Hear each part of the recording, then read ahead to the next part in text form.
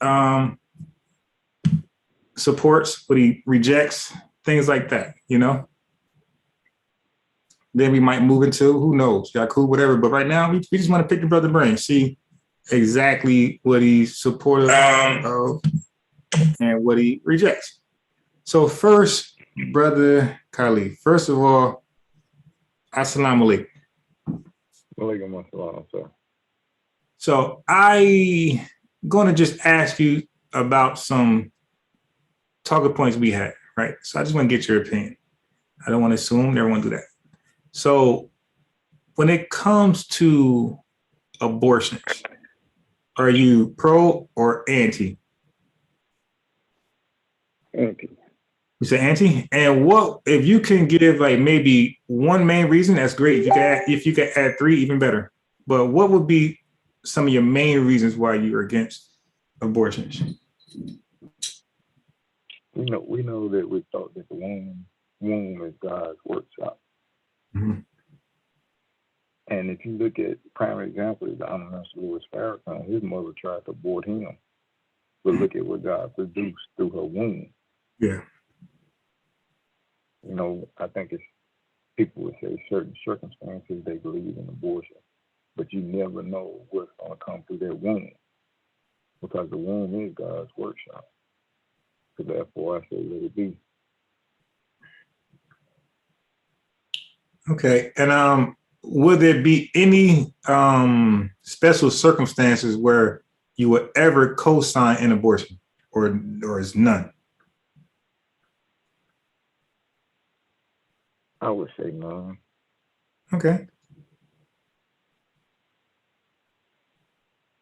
So I respect that because I think you're consistent. I had brothers who were like half and half. They were against it, but then they were accepted on certain circumstances. And that kind of confused me. Like, so you're for them. You just for them for your terms and conditions. No, that kind of confused me a little bit. But for the people who are consistent in their thought, I respect that because they're like, you're all the way in. And I had I talked about the Catholic Church. Like a lot of them are anti-abortion. Matter of fact, let me ask you this now: are you anti now?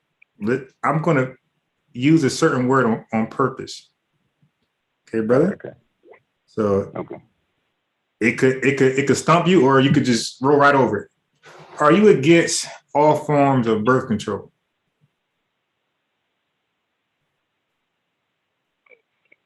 I wouldn't say all forms, because there are some forms that are natural. So the question will be readdressed. Are you against birth control? I'm not against birth control. Okay, cool. Are you against prophylactics? Against what? Prophylactics. Yes, sir. Okay. Yeah. So again, like that would be consistent with the church. Now, for the sister, when I say church like that, I'm talking about Catholicism. When I just say church, right, Catholicism. Right. So I just want to clarify for her because I think you know, brother. But when I say church, sis, that is being specific. I'm talking about the Catholic Church. So, but the Catholic Church, they thank you, sir, for that. Yeah. So for the Catholicism, they feel the same way. Everything natural, and like I said, I got no problem with that because that's consistent with the whole thought process, you know. So I think people get in trouble when they make adjustments to that thought and they start to allow this, and I'm like, brother, sister, you know, you're not consistent. And I point that out. I point out the inconsistencies in their reasoning and their logic, everything. Once you go that path, just be consistent. Go all the way. Don't stop. Don't turn around. Sarah, go right in. You know what I mean? So no problem. Okay, now next question is this. And you see how the brother answers the question. Okay? Everybody who is a panelist, who's a guest, they should take from this brother. He answers the question. He don't tell a story behind it. Okay, he answers the question and he stands by his answer. He's not embarrassed, not ashamed. He's proud of where he's staying. Okay, and that's all I expect people to do. You ask me a question, brother or sis, I'm going to answer. I'm going to be proud where I'm at. I'm not going to be ashamed. You can't shame me. That's just what it is, because that's where I'm at. 2021 January. So, brother, here. Do you believe that there's a global conspiracy to depopulate the darker people of the planet? No doubt. I truly believe that. And what would be some of the main reasons that need to be done? That goal need to be carried out? Rephrase that question, brother. Like global depopulation. What evidence I have? No, not even evidence just yet. Just why would somebody need to do that? Oh, the reason. The reason being that it's a war. The Caucasians know that his time is over with. And he knows that there's a rise coming among the dark people of the earth. And there are a limited resource because of the population of the earth. And there's a supply and demand. And he knows that he can at any moment have his throat cut when it comes to the supply chain. So therefore, he has to have a plan to reduce people so that it'll be enough for himself. So you believe that they want to be the majority? Not so much as the majority, but for the resources. Oh, I don't think they ever rise to the point of majority. I'm saying the control of the resources.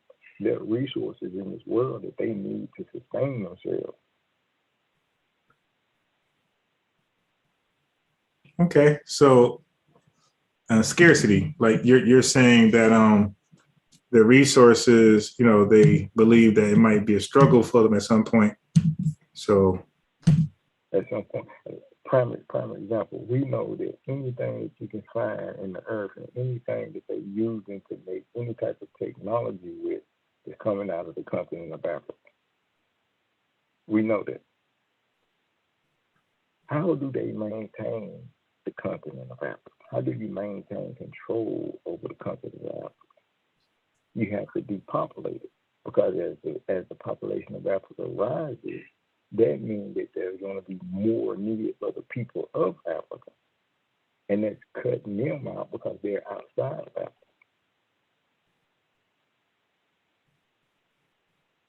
And then you got China. You got China coming in, and China's coming in with a lot of money, doing a lot of development.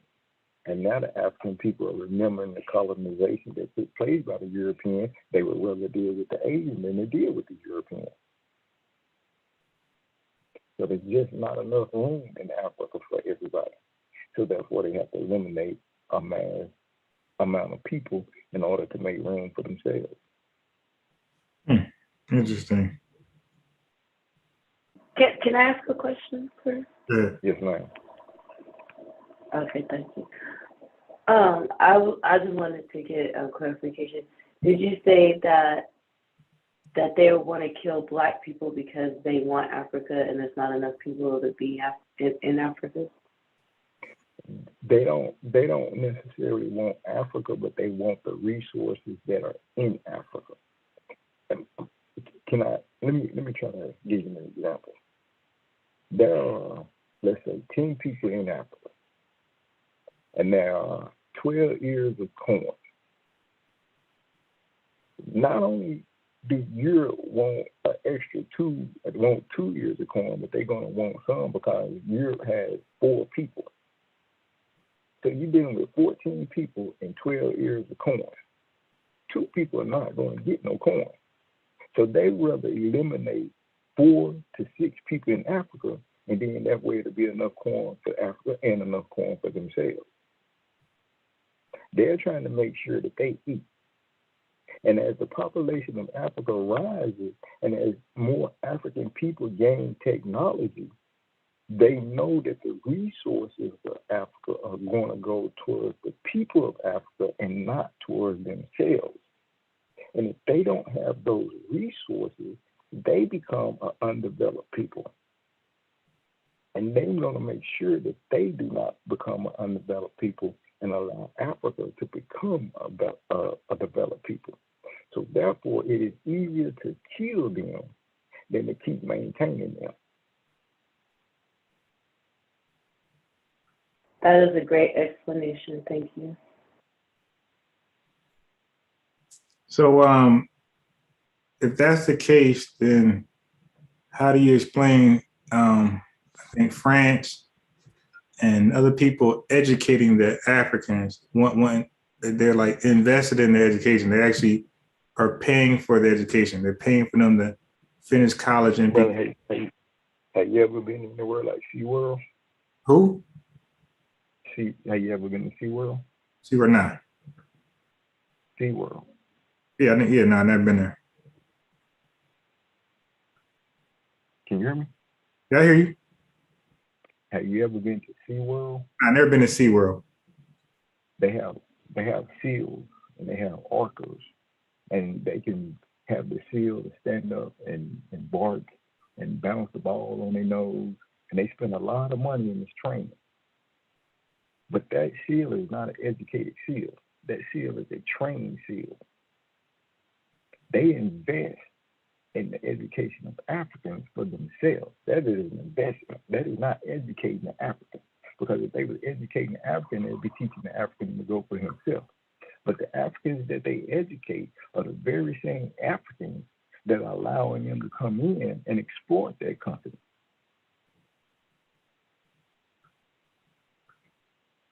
Okay. You bringing some knowledge and truth right now.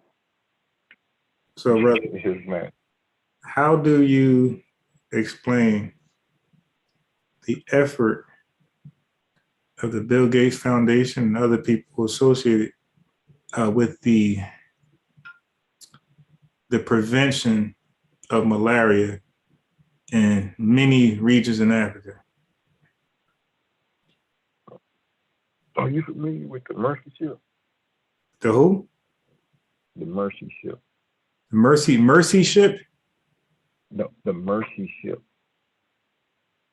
You heard what he said? Like mercy, Nope. like Bismillah Rahman Rahim, the beneficent, the merciful. Okay, right. Okay, yeah, I said that's mercy.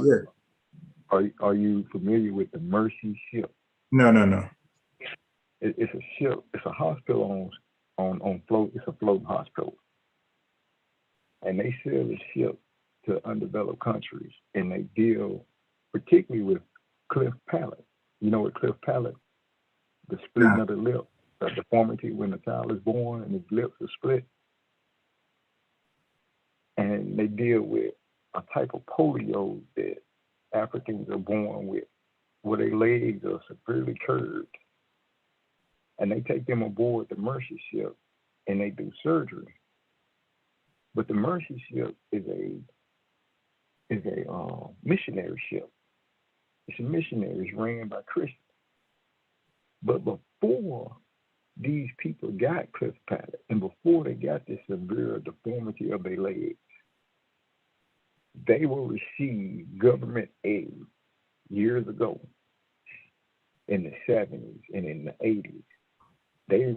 Those countries received government aid, particularly from the United States of America, Britain, France, Spain, Germany, and other European countries. They gave these people grains. Those grains were eaten by the people and got into their genetics, and their children's children are now having these deformities. This was all laid out. This was all planned.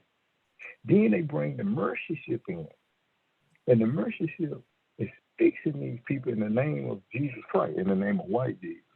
They fixing these people, but they converting these people. They're showing these people the power of Jesus Christ, and these people are believing that, so they're able to convert these people over. And when they convert these people over, they're giving them leeway and access off into these people's countries. And when they get the access off into the countries, again, it's all about the resources that their country holds. Now we're able to come in and have a mining company. We can go in and we can mine for the gold. We can mine for the diamond. We can mine for the uranium. We can mine for all of the parts that we need to develop our technology. And that's what he's done. Okay. So wait, so another brother pulled up. Brother, what's your name? They just called in?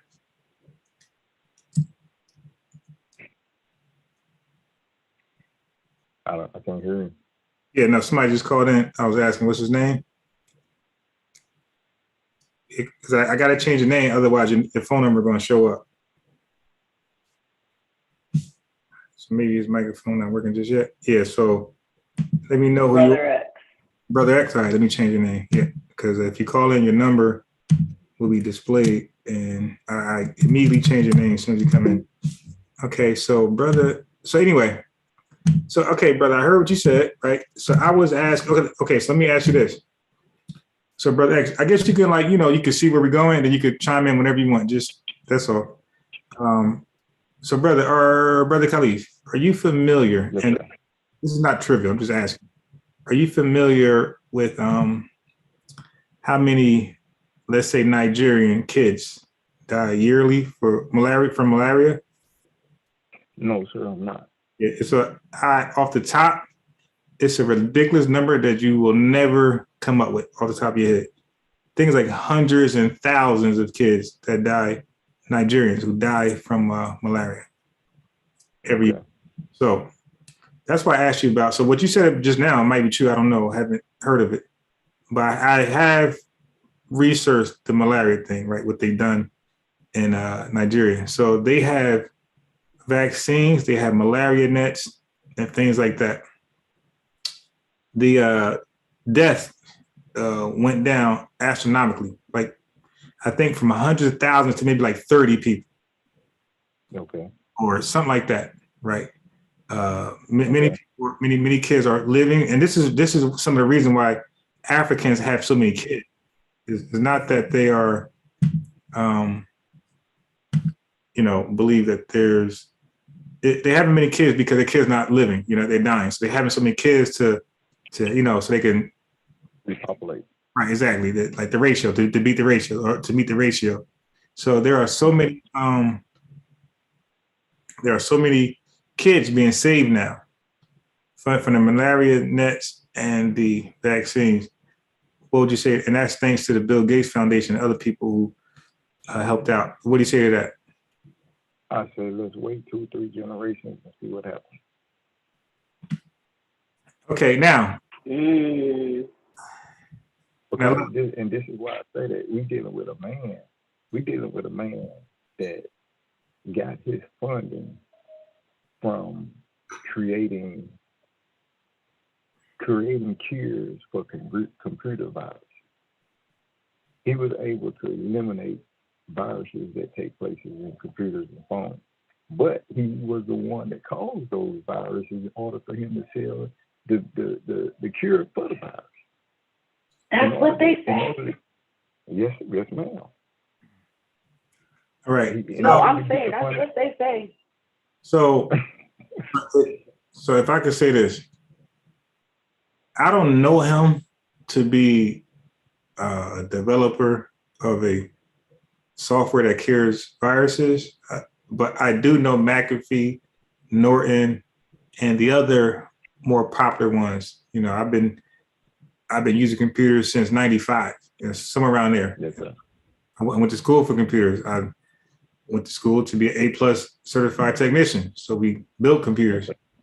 So I'm somewhat computer literate. I don't know him, maybe not, but I don't know him to be directly involved in any computer antivirus software. But I do know he built computers. So I just want to say that I don't know him. So if you're saying that might be speculation on your part, I wouldn't. Yeah, I think that would be researchers. They came up with antivirus software, but they was also speculated to be the ones behind the viruses that began in the first place. That way they could sell the antivirus. So now I'm gonna look that up. Say, look at that. Bill Gates, anti. virus.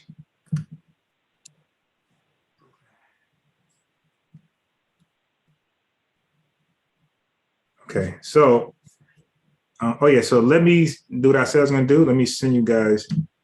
Let me text you guys this link. Okay. What I will say is I have heard that, and this was like actually years ago, and I was like watching, I think I was like watching a video or something like that, but it was something dealing with something else. It wasn't even dealing with that. And they spoke on that, and I was like, that is very interesting. That does make sense that the people like hackers, right, do the same thing. They'll send you something to say, hey, defend yourself from this. And then you give up a lot of your information because you're thinking that you're defending yourself from something, but in actuality, you're actually exposing yourself to something, and they set it up. Well, you know what also makes sense? It's for me to stand outside of my hold on.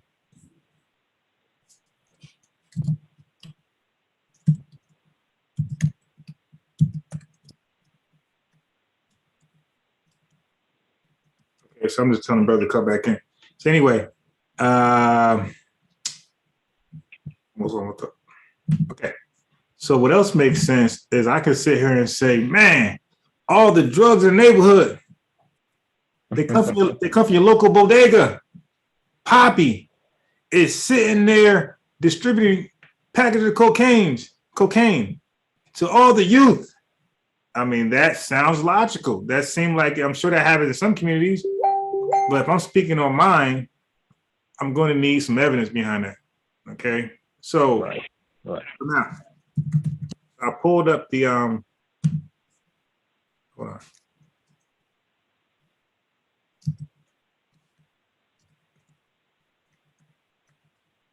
There's a brother just inquiring about the chat we having.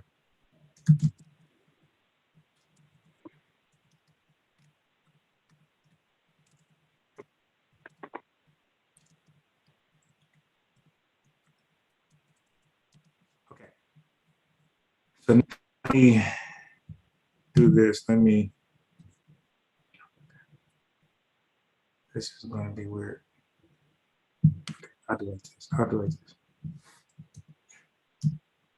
Okay, so now I'm just going to text. I'm going to send you guys the link to so you can see. So when I share,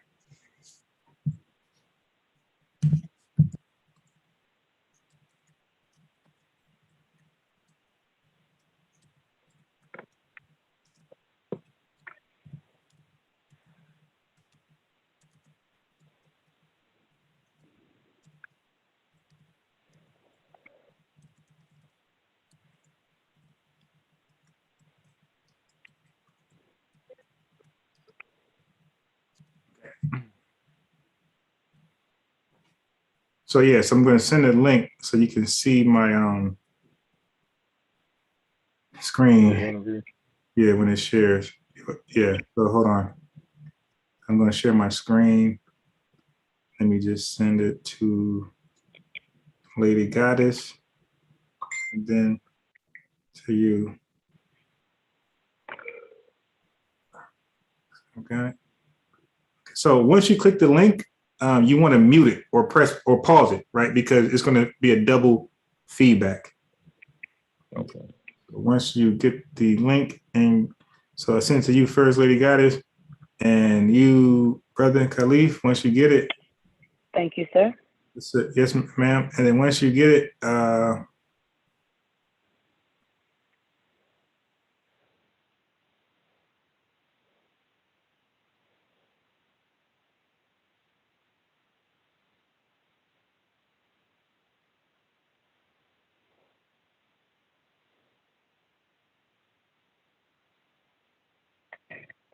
Is this just blank space, blank airspace?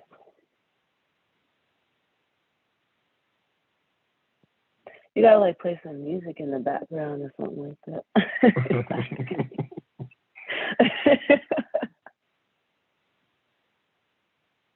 Kylie, tell some jokes. on, what's the funniest one? Come on, what's the funniest one you know? Why did the chicken cross the road? Why did the chicken cross the road? To get to the other side. Oh my God, that is so funny.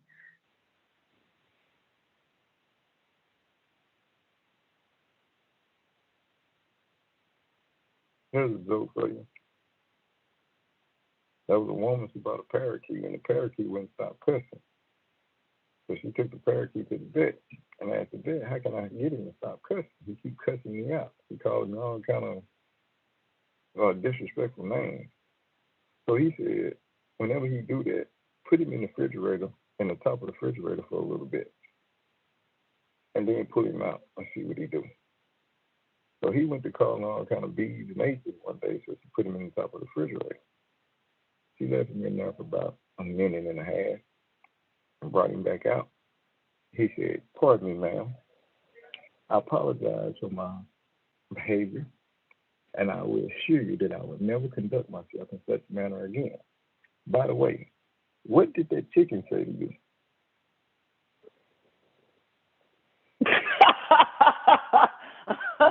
Okay, that one was actually pretty funny.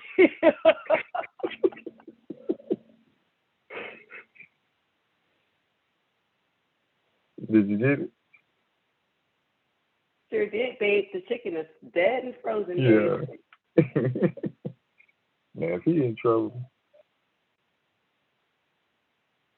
Yeah, he doesn't want to make that same mistake. Right. He said, if I got in trouble for doing that, I definitely don't want to do that. That's good. That's a nice witty joke.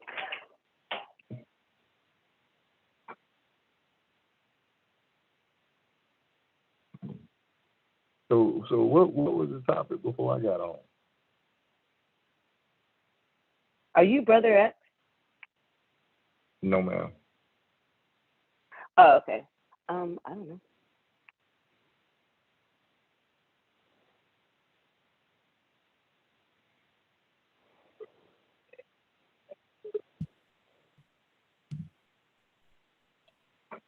What was the topic before I got on?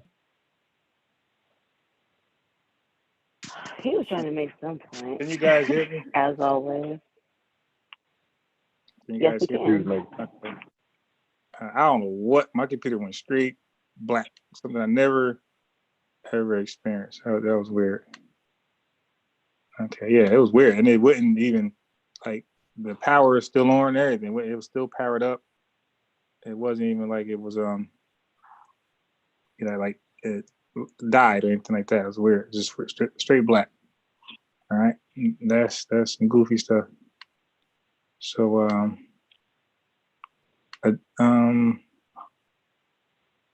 so a brother chimed in. As soon as the brother called in, my screen went black.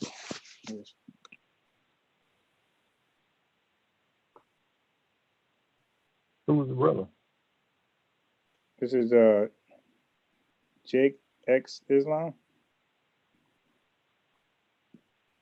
Okay, Jake. Yeah, I'm friends with him on Facebook. He's from Arkansas. Yes. Anyway, that was some weird stuff. So anyway, I'm going to go to the Bill Gates thing. I'm going to share my screen. So you guys, if you click the link, like I said, just pause it or mute it, turn the volume down, and you'll see that it says, why do some people say that Bill Gates was creating, I guess, the whole, so I'm sharing my screen. Why do some people say that Bill Gates was once creating computer viruses to sell antivirus software if, as far as I know, Microsoft has never produced any such antivirus software in the past? That's what I said before I even read. This is Quora.com. Never knew him to produce antiviral software, right? So it says, as far as I know, I produced the first Unix virus or somebody. This is Terry Lambert with Mac. He produced the first Unix virus. All it did was add a preamble to an executable file and then compressed the executable itself and appended it to the end of the preamble. It increased my disk space to relative to my quota while blah, blah, blah, blah. Okay, so anyway, there's no such information on that. So whatever you guys read on that, it was definitely like a Facebook like news article. Oh, please. Like, you've heard of hackers, you've heard of like people who like get your information or scam you to get your information. Like, it's already been proven. Like, you don't even, like, this is not anything that we have to prove. It's already been done. News articles made on it. Like, they try to tell you that so you can protect yourself from that. Like, this is knowledge, stuff. All right, yeah, but again, are you expressed with speculation? And like, that's no different than what I said about the Poppy store. Have you watched the whole TED Talk that Bill Gates gave? Wait, say that one more time. Have you watched the whole TED Talk that Bill Gates gave? Yeah. So I'm glad you said that. I've seen it. Okay, hold on. Right. Population, depopulation. Okay, right. Now hold on. Now I know you, buddy. I know you. I talked to you enough. I know you didn't hear the whole thing. and look, and now my brother, but I'm gonna challenge you too. I don't think you watched the whole thing. Okay, so I watched it. First I of know all, what was said. Okay, cool, got it. But if I question you what was said, you're not gonna be able to answer. So that's why I'm not gonna do that. But brother, I too watched the TED Talk thing. But not only did I watch that, brother, I'm subscribed to the Bill Gates Foundation YouTube page. So I watched his lectures. So I watched his lectures in entirety. So when people chop up his lectures and they say, "Hey, look what he said," notice that they would never send you just to the actual lecture and timestamp it. So, but we'll do it when it comes to sports. Like, let's say, What? This. Are you saying it doesn't exist? Okay, relax. I'm sorry. Stop cutting in and just relax. Okay, we need some order here. We're live. People trying to learn. Okay, so just relax. Okay, so brother, let's say if ESPN had highlights on the Lakers game, if LeBron dunked on somebody, what we normally do is send you the link and tell you and timestamp it, because maybe he got dunked back on, you know. So the way that works is if there's a video that's saying something crazy like that, a responsible person will send you the entire lecture and document the craziness that they thought was said. So now, when I get the whole entire lecture, I can listen to before and afterwards. So now he did speak on depopulation, but not in a way where you might think that he went. So what we know, I say we, the scientists, not me, but this, I'm just applying myself just to an advocate of science. So what scientists know is that when you have a bunch of kids and you're in poverty, you pretty much dug yourself in perpetual poverty. You'll never get out of it. So it become a problem forever. Okay. So poor people who have a bunch of kids, you could barely take care of 2, let alone 10 or 15. So what they do, brother, you might be against it, but it's okay. What they do is they offer prophylactics. They say, okay, maybe you guys should consider condoms, because the women really don't sign up for 15, 20 kids. They had the same problem in America in the early, 20th century, where Margaret Sanger introduced condoms to this country. Okay, because the women didn't sign up for 15 kids, where the husband would impregnate 15 kids and go bouncing, and she stuck with 15 kids. So for that reason, condoms were produced and introduced as a way to control the family. Because again, if you're already poor and your country is poor, and you guys got 15, 20, 8 kids, you're never going to be able to feed all of them. And they're born in poverty. They're going to have kids, and that cycle continues because they're going to have 15, 20 kids and blah, blah, blah. So it goes back to what you said earlier about what happens is that they become too populous, not for somebody else who hates them. They become too populous for themselves, where people just be starving or just, can't feed themselves starving. They need other agencies to come and, take part in that getting no food. So they God says, "Be fruitful and multiply." I understand what religious saying, but guess what? That person who said that, they're not going to go to Africa, they're not going to go to China, they're not going to go to America and give people food for their families when they can't feed themselves. So I understand what religion says. You can say things, but when you are not responsible for how people eat, like what you said, really don't matter. So anyway, brother, you don't even know why. So, brother, I said a mouthful. You can respond. If you notice at the beginning, I asked you how you have. I asked you, did you see the whole universe? He asked me what? I asked you, did you see the whole universe? Did I see the whole universe? In the interview, the TED Talk. Yeah, I watched it. I asked you, did you see the whole TED Talk? Yeah, I seen it. Yeah, I watched it. Okay. What I'm saying, did you notice that I asked you that first? Yeah, definitely. Yeah. But I was responding to her. Right. Yeah, I was responding to the whole TED Talk. Yeah. I'm not talking about a clipping that I saw. I saw the whole. I watched the whole TED Talk. Well, guess what I can do, brother? Can you tell me? Now, what I can do right now is that I can share my screen and pull up the interview where we all can listen to it in proper context, right? So, what part? I don't have time to watch the whole TED Talk. No. Me either, brother. Me either. But what I can do is I can skip through it. So, brother, can you tell me what part you had a problem with? And I will share my screen. I will adjust the audio so we all can hear it, and then I'll play it. So I wasn't prepared to talk about that, so I can't tell you exactly what part right now. If I'd have known this was going to be the subject, I would have prepared. Oh no, it's not the subject. It's not the subject. I just mentioned some things. Well, first of all, let me say this. So this is fair warning to you and the sister, anybody else, any future panelists. Do not say what you're not prepared to show and prove. Okay. So, right. So I said, let's be fair, because if you say it and I challenge you, then you got to produce it. So the same thing with me. If I say something and you challenge me, I got to produce it. So now there's nothing wrong with saying you heard this, you heard that. But if you're stamping it as its truth, then I need to get that.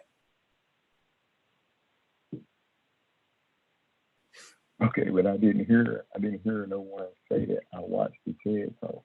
No, nobody put you on that. When I said that was to the sister that she watched it. So that's why I said, sis, if I ask you about it, you're not gonna be able to tell me, because you know why, brother? And it's real simple, brother. You are under Minister Louis Farrakhan, correct? Yes, sir. Okay, my brother. Don't many critics and haters of him take his words out of context and use it for something else nefarious, right? Yes, sir. That happens all the time. People actually watch a little bit of his lecture. I know people have done this.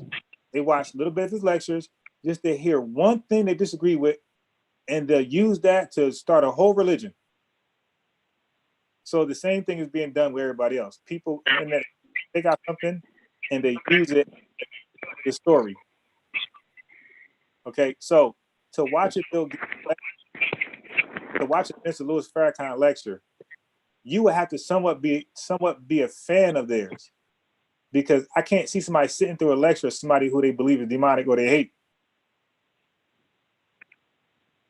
The human mind is going to have preconceived notions anyway. Right. So so that's what I'm trying to say with that. Especially a bill, like at least like the minister when he speaks, it's like entertaining. He's a great speaker. Nobody would deny that, whether you like him or not. You're going to admit that he's a great speaker, like one of the best in the country. Bill Gates is not.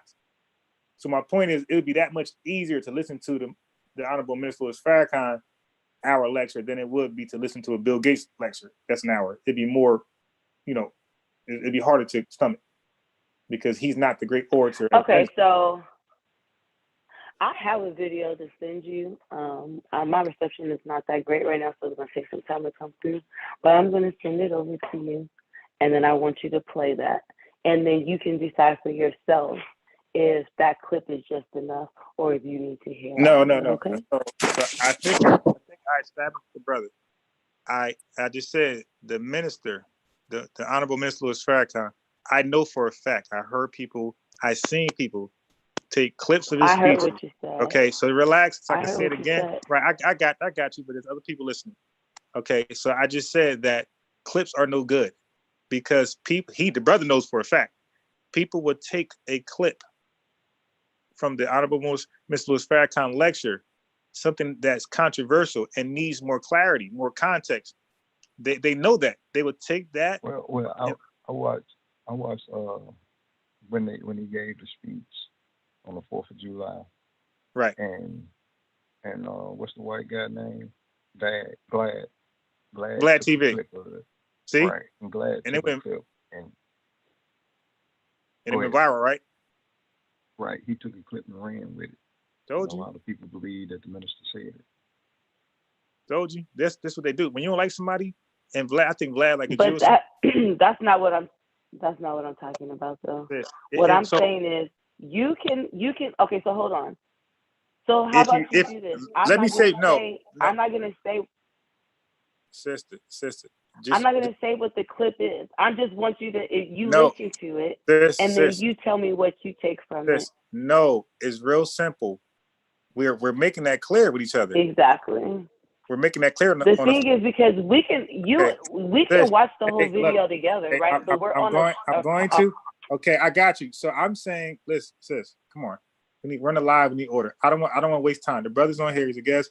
We want to get somewhere. I'm saying you should, like I would, like he would. You should watch the lecture yourself. Timestamp it, and then say, brothers, go to the clip, share it, and then go to the hour, 30-minute mark. Play it from there. 10 minutes in, you'll see. So therefore, like earlier, you had me read Matthew 5:17.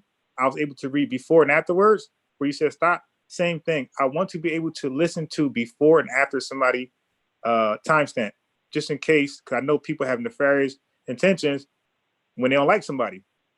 Okay, and they can make them sound bad. He just said that Vlad did with the Honorable Minister Louis Farrakhan. Everybody does that today. I agree that can be done. Okay, cool. So when you do that, that's being responsible. But I'm not interested in listening to a clip of the minister speaking to make him sound bad. And I'm not interested in hearing a clip of Bill Gates speaking to make him sound bad. I want to listen. I want to have access to the clip is for the show. Okay, you and I can watch the video in its entirety together. No, that's not okay.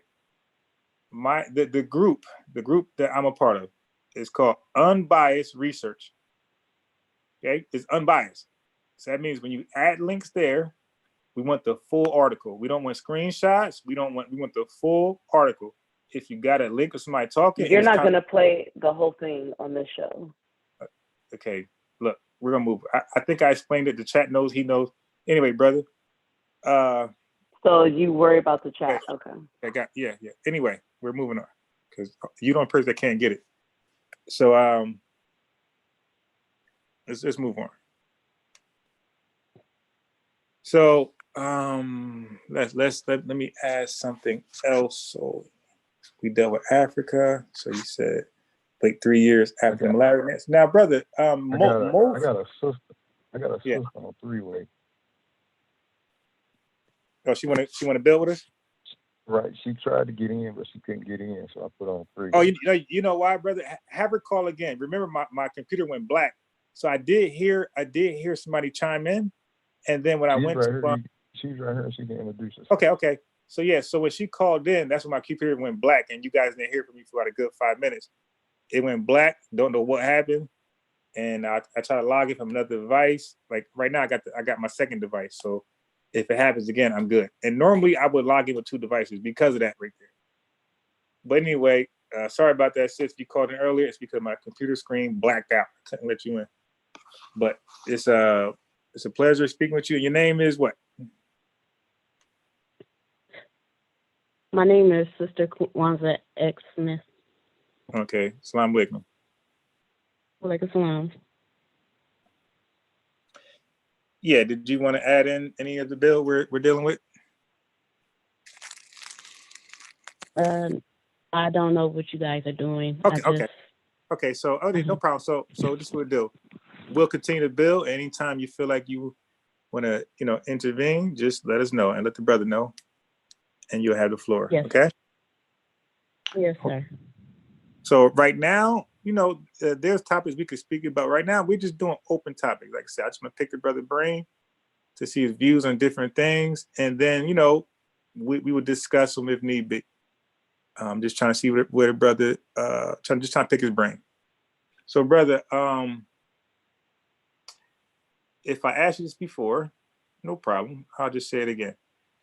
Do you think your views, if political at all, do you think they line up more with the Democratic Party or the Republican Party? Neither. Okay. So what would differ from your stance than them? I would say my views are more theological. Okay. Theological. Okay. So can you expound? Most my teachings come from the Honorable Elijah Muhammad, which is Right. through Master Farad Muhammad. Democrat, our problem is not a political problem. Black man here in America, we don't have a political problem. There's nothing that any political party can solve for us. Our problem is that we do not have the knowledge of God, we do not have the knowledge of the devil, and we do not have the knowledge of self. All of the solutions from our problems is coming from these teachings.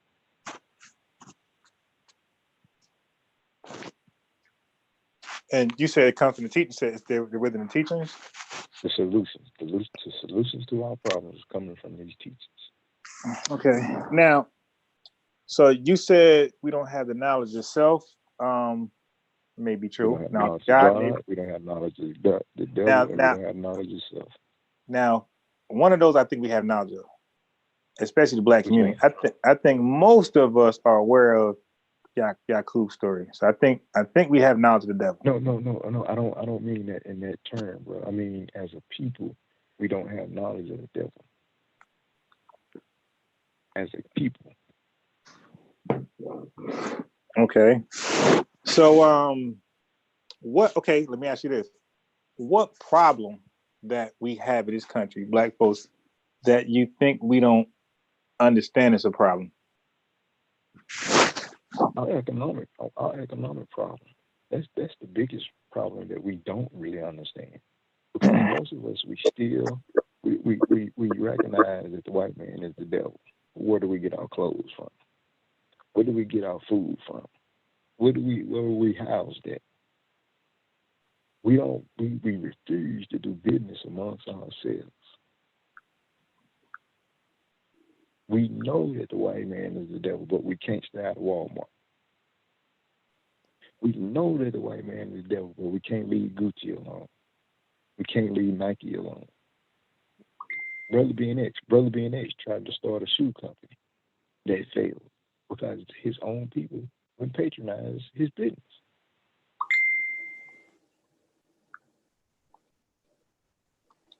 So now Gucci, I agree. When you say Walmart. Okay. Now, brother.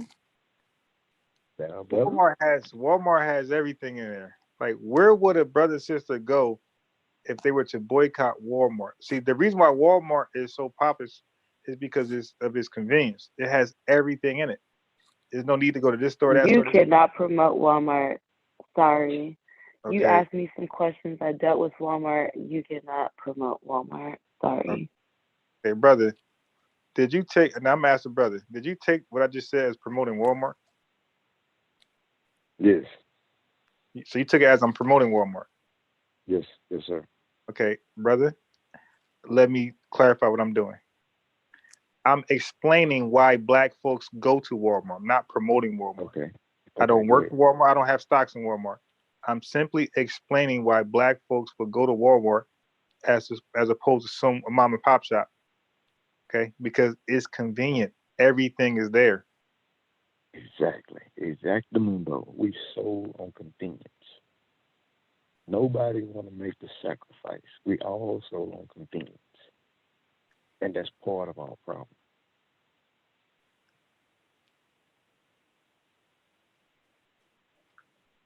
We don't want anything to come hard for us. We don't want to suffer. We don't want no pain. So what would be the alternative to Walmart?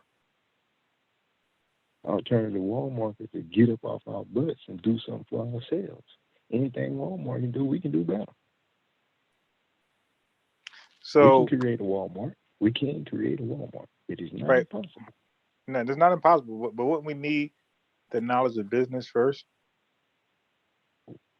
How many people do we have? Entrepreneur, don't we? Don't we entrepreneur? We already? have people in every field. Yeah, but the difference is that it's a big difference from an LLC, single LLC, to a S corp, C corp type establishment. How did they get there? Huh? How did they get there? Okay. How did they get there? Right. So they got there from seeing past a single membership LLC. So from what I see in the community, we don't go past single membership LLC. We start there, we end there. And that's the problem. Right. So the problem is that, so right. Yes. But again, that's the lack of knowledge of business. The lack of being aware that you need to expand. So all these business degrees given out yearly to Black people, those are just for naught. Okay. I have no idea how you come to that conclusion. I don't know how you come to most of your conclusions. People because can. You said we don't have the knowledge. Okay. She came to that conclusion. Hold on. She came to that conclusion because you were saying we don't have the knowledge of expanding. We do have the knowledge. No. We do have the knowledge of expanding. We don't use the knowledge Brother, of expanding. listen. Okay, I'm saying what you're saying earlier. My we all of a sudden changes to your we. Okay. Your we and us earlier was the Black nation. Now all of a sudden it's a small group that get grants. All right. No, my we is the same we that we would use when you say we don't unify. So it's not a small group that qualify for grants. I'm saying Black America. We don't know we don't have good business practices. We don't know the science behind business. So when we hear entrepreneurship, this is why Mark Cuban says you're a entrepreneur, right? He's saying you want to be an entrepreneur because you're stuck by yourself. Like you don't know how to grow your business to where you're hiring workers. So this is why so much of us got caught in the PPP loans, because a lot of that stuff you need workers. You got to have payroll. So it's easy to lock you up because once you can't prove you had payroll, you're done. And most of them got locked up because they can't prove it, right? So you're not going to qualify with a single LLC, right? So you definitely need payroll to get qualify for those loans. All right. So anyway, but that's what I mean. Like we are focused on self work. You know, like you could say proprietorship, right? Where we're focused just on us. We either we're afraid or we're unaware how to reach out and expand. In most cases, if you want to expand, brother, you hire people who like consultants that teach you and show you how to expand. So some people do. Some, I can't say all Black folks, some Black folks do expand. We have businesses in America where they expand. You know, but not enough of them. I agree.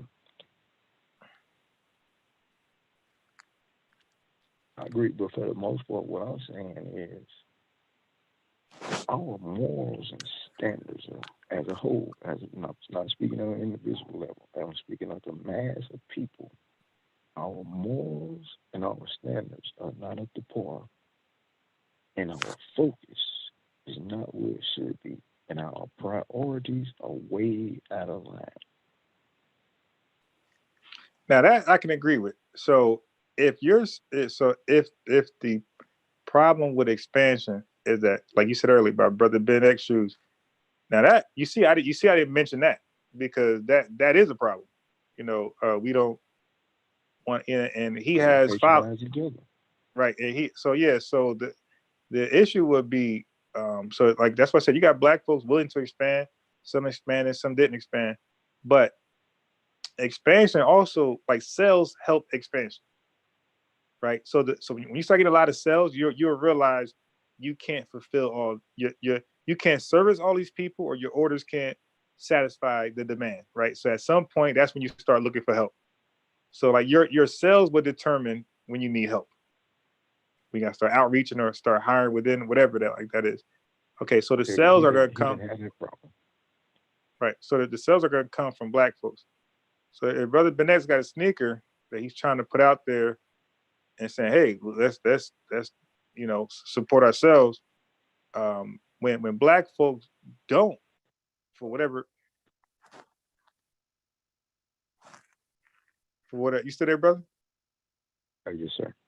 Yes. So when Black folks don't support for whatever reason, how, like, what's the, like, then what? Because that's another problem. So you have a business, you're willing to expand, you're willing to service your people. Now they don't patronize you. Now what?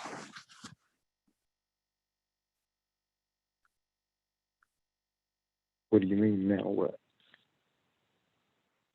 That's another problem. So the first problem was that we don't expand, because you said we can do a Walmart. We just got to go out there and do it. Yeah, but then you said, how did they get started? But they started off small, and then they grew big. They expanded, and again, you don't expand without sales. So they start getting sales. They start buying other small shops and growing and growing and growing. But that's never going to happen, like you said, if brother Ben's sneaker can't sell. What you saying now what? What do you mean by now what? Okay, so I'm saying, how do you? What are you looking for a solution? Yes, because that's another problem. I can understand. So we have the mind. We got the grants. Sister said we got the grants of business. We're willing to expand if we have sales. They don't want to buy Brother Ben X shoes. That means your business ain't gonna grow. Now what?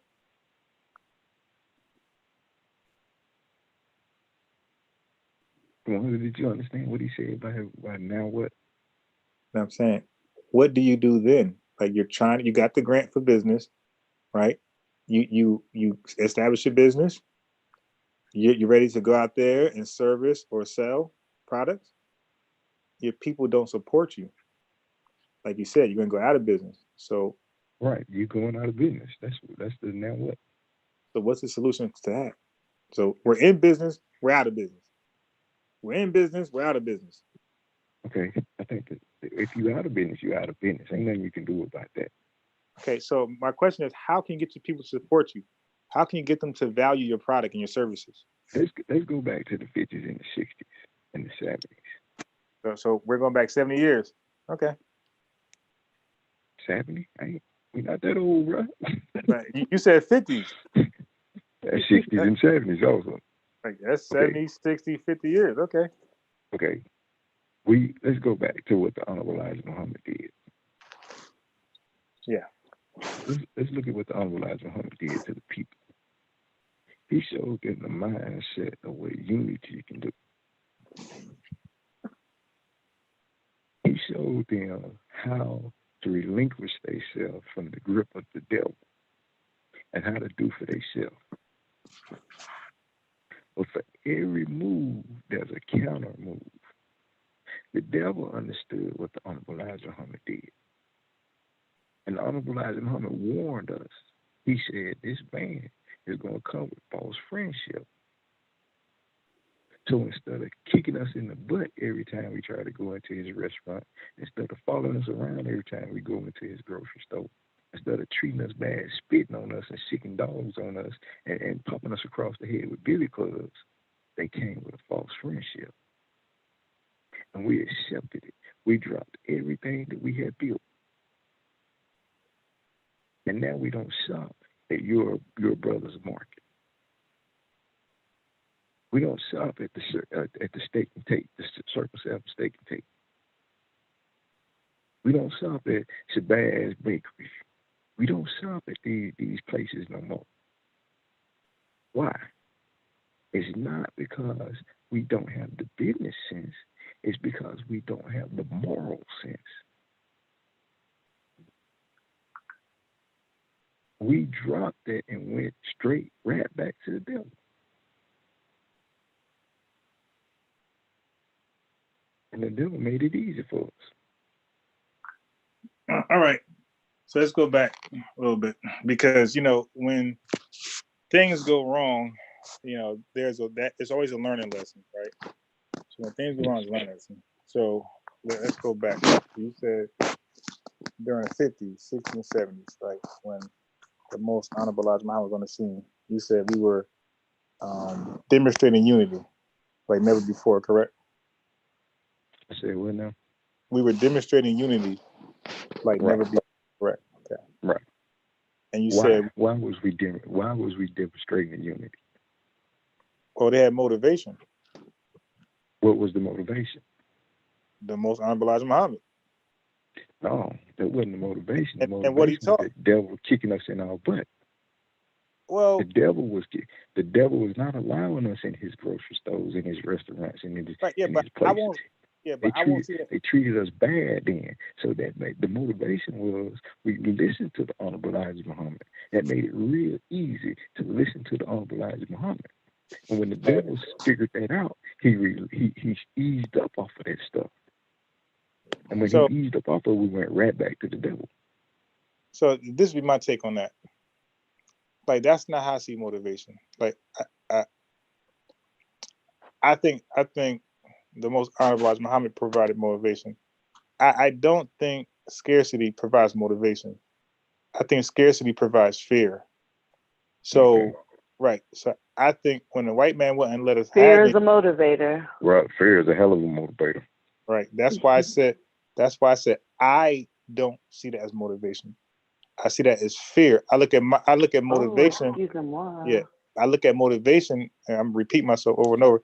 I see motivation as something the most honorable Elijah Muhammad did, where it's something you want to hear. It's something that pushes you and excites you to go do it. We were not excited to do our own when the white man marginalized us, terrorized us. We gathered, congregate out of fear. We were afraid to go places. We stayed amongst ourselves, and we started to just do things amongst ourselves. So like fear motivated that. Okay, so that's the type of motivation. But that's not how I see motivation, and that's not how motivation is used today in 2021, 22. When you have a motivational speaker, he's usually telling you about yourself that's great. He's not putting fear inside you to make you do something. He's not telling you about a death doctrine. You're gonna die. He's sitting there and saying you're great, you can do it. So that's how I see motivation. That's why I said our motivation, and I understand if you see it through fear, no problem, because they both are a source of motivation. But that's why I said I see motivation as motivational speakers today, and they usually motivate you by telling you how great you are and you can do it. Like you said about the Walmart, we can make one. That's motivation to me. Okay. But I get what you're saying though. Okay. So now you felt like black folks start to get together and feel proud about themselves, and things start to like produce. And you're saying the white man said, okay, let's back up off them with these fear tactics and terrorizing them, because now they're congregating amongst themselves like they never would have you left them alone. So right. Just leave them alone, let them disperse on their own, and they'll be back to where they were, 10, 15 years ago, right? Right. Okay. So now, do you think that's the reason why they start dropping their businesses and going back working for white folks? Do you think that's what happened? That's the big. It makes it easier when we put it like that. We're sold on convenience. Mm-hmm. In this world right now, we're sold on convenience. Everybody want everything to come easy for them. Nobody want to go through the hardships and the struggle and the strife. If it's easy, that's my way out. If I have to pay a little bit more, even though I ain't got no money, if I got to pay a little bit more for the convenience of it, I'm wrong with it. Whereas our pioneers, they understood that it was going to be some pain. They understood it was going to be some stroke. They accepted that. They rolled up their sleeves and they jumped right on in and they handled it.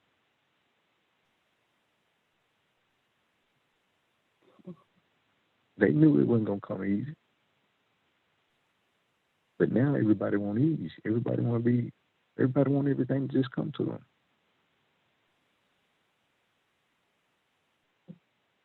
them. Did the sister did your guest want to speak on that, brother? She's still here. Well, I'm listening, and as I do have my own business, and I'm understanding a lot of what you guys are talking about, because like my business, it's hard to get my people to buy from me also. Like I sell, like with me, I sell like body butters and candles and stuff like that.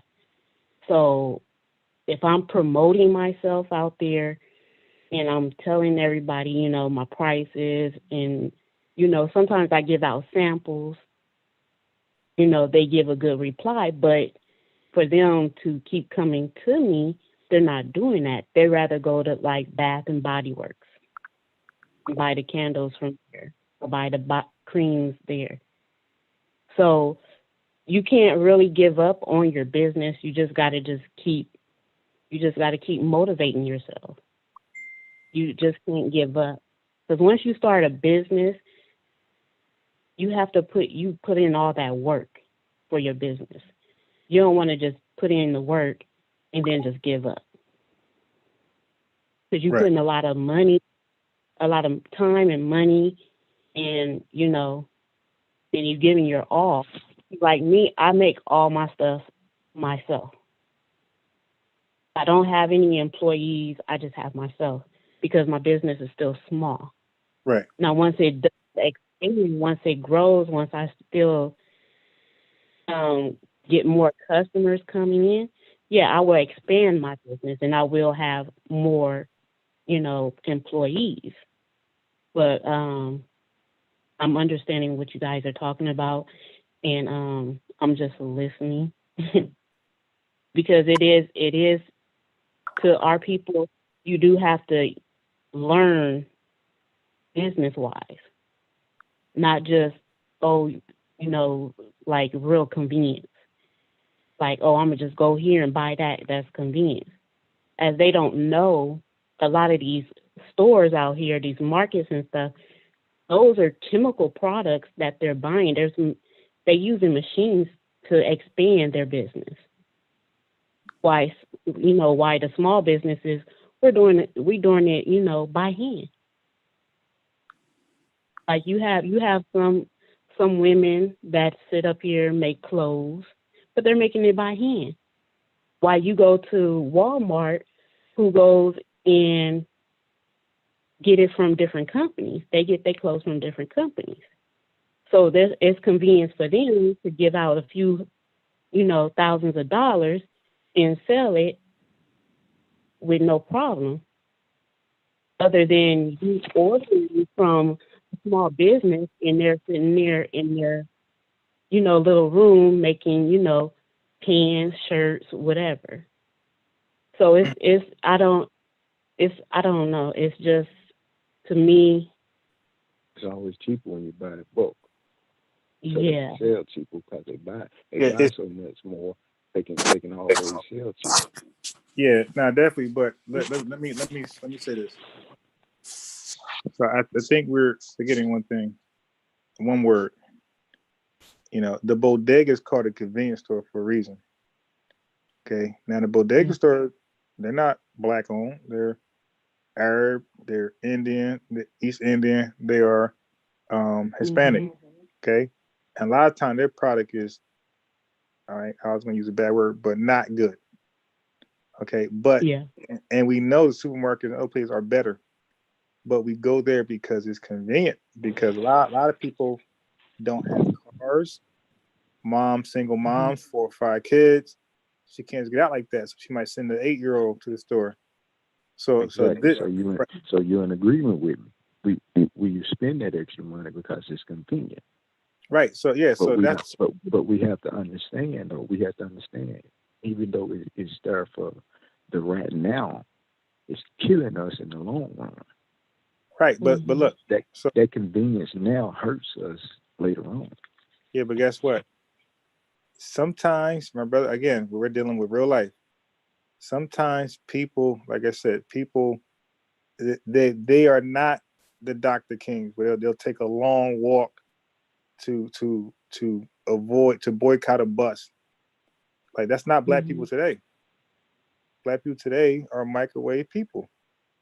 So it's going to take a real revolutionary mindset, revolutionary teachers to get them to be willing to sacrifice for the greater cause. But to And you expect them to just wake you up one agreeing day, with what I said. You just saying it in a different tone. right, But brother? you I never. saying the exact same thing that I already said. All right, no problem. I'm not saying I disagree. I'm Okay. just saying, yeah, I'm just saying that convenience is the word that we can't ignore.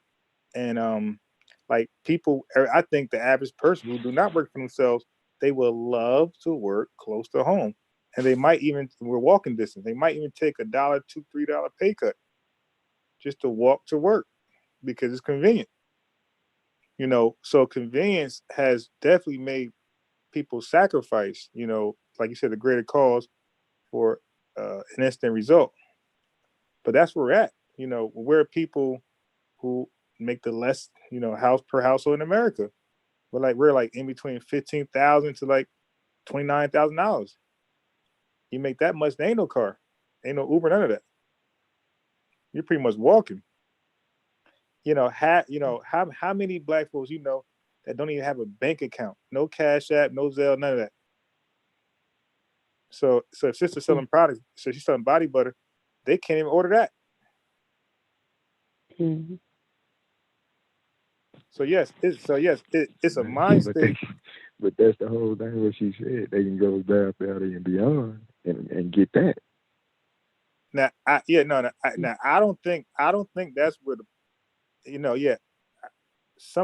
people are into body butter will go there. You're right because it's and at that point they just buying it just for the name. But sometimes people just want to show where they got it from. It's like the Gucci thing. Like they just want to show you, Right. hey, And that's what I said. Our yeah, morals is messed up. yeah. That's a whole nother problem there. Where we ain't buying for quality. We just buying for just because it's a name on it. The brand of the name.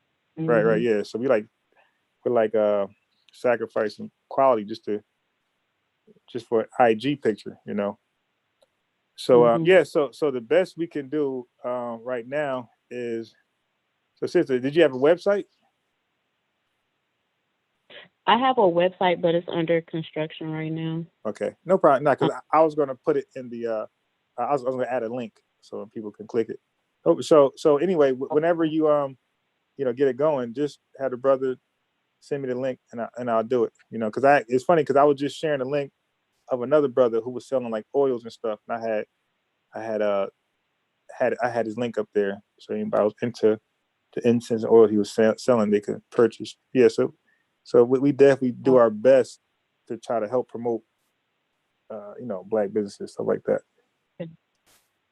Oh, okay. All right. Thank you. And what state are you in? I'm in the state of California. Okay. Sunshine State. Yeah, beautiful. This is a crazy state. So now let me ask the sister, Lady Goddess, are you there? I am. Okay, so I'm sure you was listening to the build, and we were saying that some black folks out there striving to be great, to have expanding their business, but they're not getting enough support because of something we just said. Some people just find it convenient. Some people just do it for just for the name, and we all agree with the mindset. Okay, so this is where we are in 2022 already in January.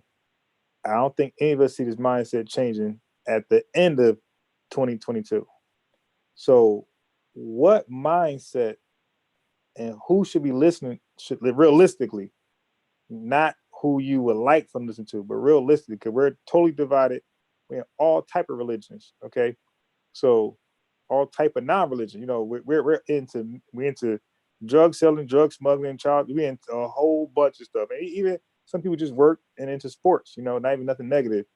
Some sisters just, you know, TikTok with their kids, you know, just fun stuff.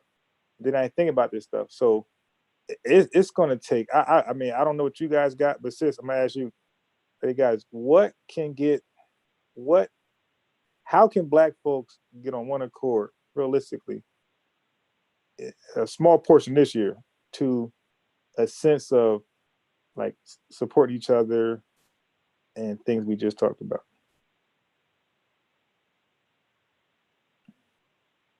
You're asking me? Yeah. Well, things are usually born out of necessity. And right now, it's not really a necessity for Black people to come together. It's more like a convenience for us. So I really don't see that happening unless it's like a necessity.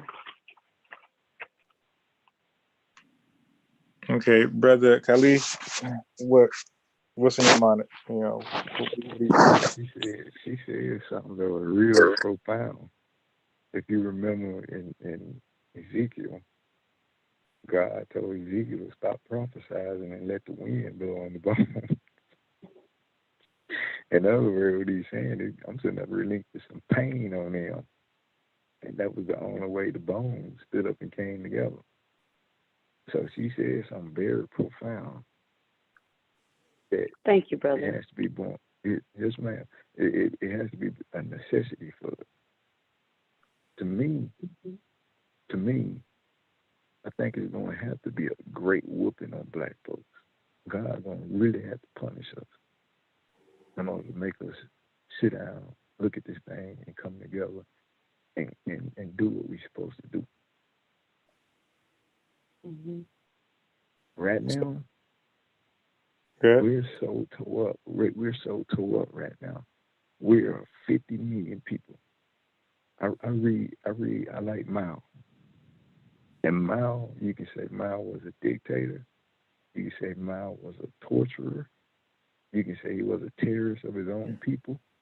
But when Mao finished, he had almost 100 million Chinese with one mindset. They all had one mindset. We're 50 million Black people. And it seems like we got 55,000 different mindsets. We got more mindsets than we do people. And that's killing us. We have to come together to find out what's going to be our frame of thought. And we have to not allow people from the outside to influence us. That's what I believe.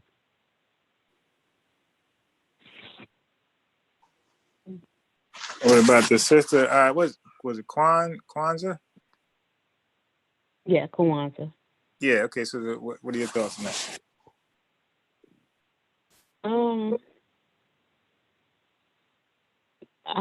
I'm really not sure. I do agree with everyone about the necessity, because we, like us as small businesses, we will have to be like, try to be in the center of where the people need our products, and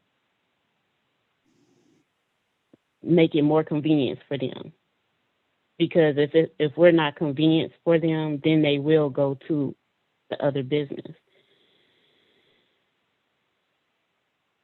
But it's all about name brands to me. It's name brands, and that's what they rather have, because It's to me, it's their ego.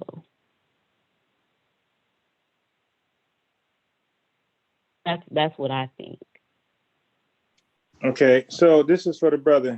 Because my brother, correct me if I'm wrong, but it sounds like you almost gave up on teaching black folks the right way. Because you pretty much just said, let God just do it. Like shut the lectures off. I'm not saying that we can't do it. I mean, God worked through us, though, bro. I'm not giving up. I'm not saying giving up. I'm saying it's going to have to be a chastisement.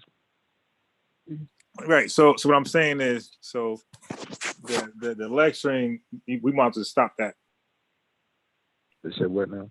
The lecturing, the webcast, and all that, we want to shut those off because we're past that. I didn't understand what you said. Okay. Are you? So basically, what you're saying is we're past the webcasts and lectures and all that type of stuff because we're in the day of chastising now. Yeah. we're getting that way. That's when you don't hear the minister speaking no more.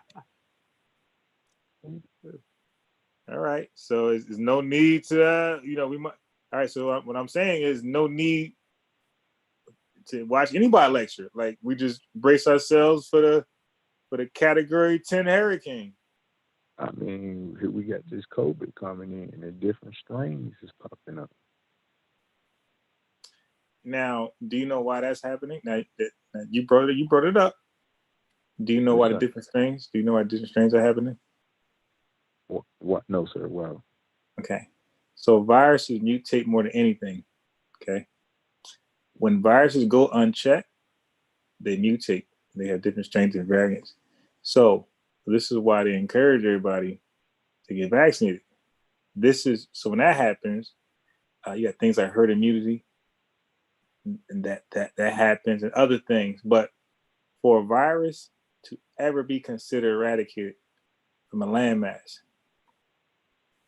it's through vaccinations, right? Vaccinations, measles, smallpox, these things, polio, these things are considered eradicated from this country because the majority of people were vaccinated. Because we didn't debate, we didn't when there was a polio scare, when polio happened, we didn't debate that. We start seeing people paralyzed in that iron lung. We said, hell no. How long did it take them to come up with a vaccine? Okay, that's a good point to make. Okay, so now, I'm glad you said that. I can use that point. Okay, good. I can definitely use that point because so if they sis, I'm talking. You cut right in. Okay, write it down. If you think you're gonna lose your point, just write it down and you come back to it. So my brother said, how long did they come up with a vaccine? So brother, let me share some background about me. So I'm from the pharmaceutical industry where we actually make medicine. So most people who talk about vaccines don't know the process of how medicine is being made and how the FDA is involved and things like that. Okay, they have no idea. Okay, so let me tell you this. Every company by itself is responsible for their own medicine or vaccine. Prior to this pandemic, they had to come up with their own fundings for their clinical trials. So a lot of their medicine don't even make it past clinical trials because they can't afford to keep going. So, because they're responsible for everything. And then then the FDA comes down and checks stuff out and make improvements, say you can't do this. And a lot of times we have drugs that are put on the back shelf. We can't touch it for about 3-4 years because we failed to meet this requirement, that requirement. We failed to get it tested on time. So 5-6 years, that thing is in the cage, the vault.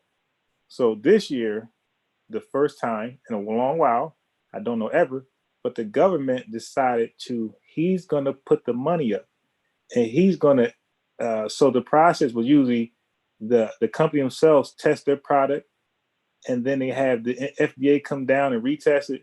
Well, this process, the FDA was involved in the first testing.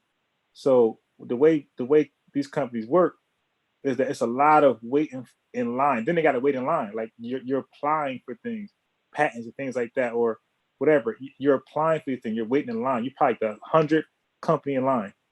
Well, during the pandemic, you were the line. So Pfizer, Moderna, Johnson Johnson, AstraZeneca, Novavax, all these people were the line. The other companies ruled out. Like their manufacturers wasn't probably clean enough. Okay, bro. I'm running out of time because I'm gonna have to get off at 11. But I think kind of get the gist. But like so the government put the money up front, and this is why things got done fast. Like no company had to come out their own pocket if they didn't want to. Yeah. So that's what I was getting at.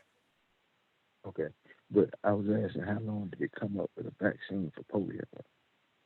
Okay, so I mean, you asked me for the exact. I don't know the exact time frame, but yeah. Go ahead. I can't hear you. No, I said I don't know exactly. I mean, that's a random question. I couldn't answer that. I don't know. Okay, but my point is this: this was so deadly. This was sweeping all over the world so fast. They came up with one in 6 months. Oh, okay. So now I can tell you now. I look again, brother. I got books on polio. I know Salkis. So Salks was the founder of the polio vaccine. Okay, so what they did at that time, brother, they came up with one fast because they had no real government overview. I don't know if you knew that or not. So the FDA was not checking their work. This is why some of these companies skipped some process and people got injured. I don't know if you know that. So yeah, so the government, the FDA wasn't looking over them like that. It wasn't as strict and rigorous as it is now. Matter of fact, the polio vaccine is why the government is so strict today, because of the problems they had with their vaccine. So some companies skipped process. They didn't clean, sterilize the utensils like it should be. So some people got vaccine injured because of that. Because they were racing to get the first vaccine out for sales. Okay. So that's why they had no real overhead. And because of that, that's when you had the VICP. All these things pretty much came from the polio debacle.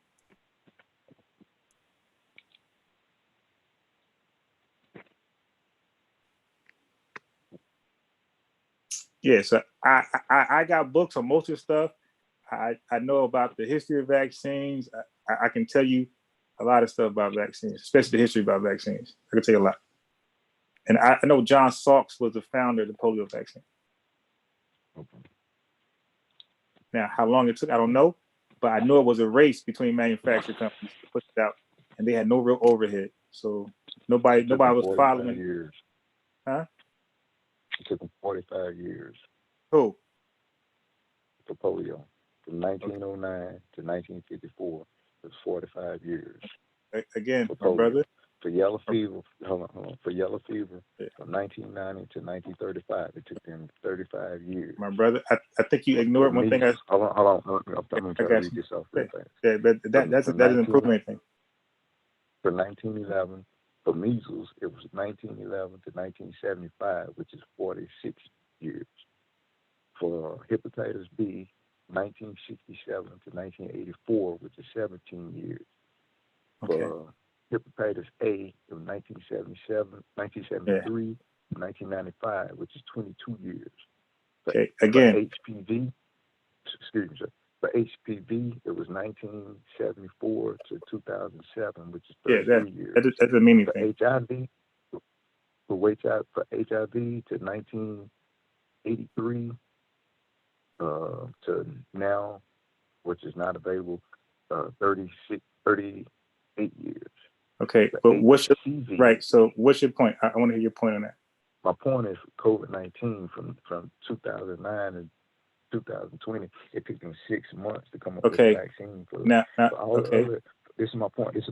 Right. All of the other deadly diseases, all of the deadly viruses, it took them years to come up with a vaccine.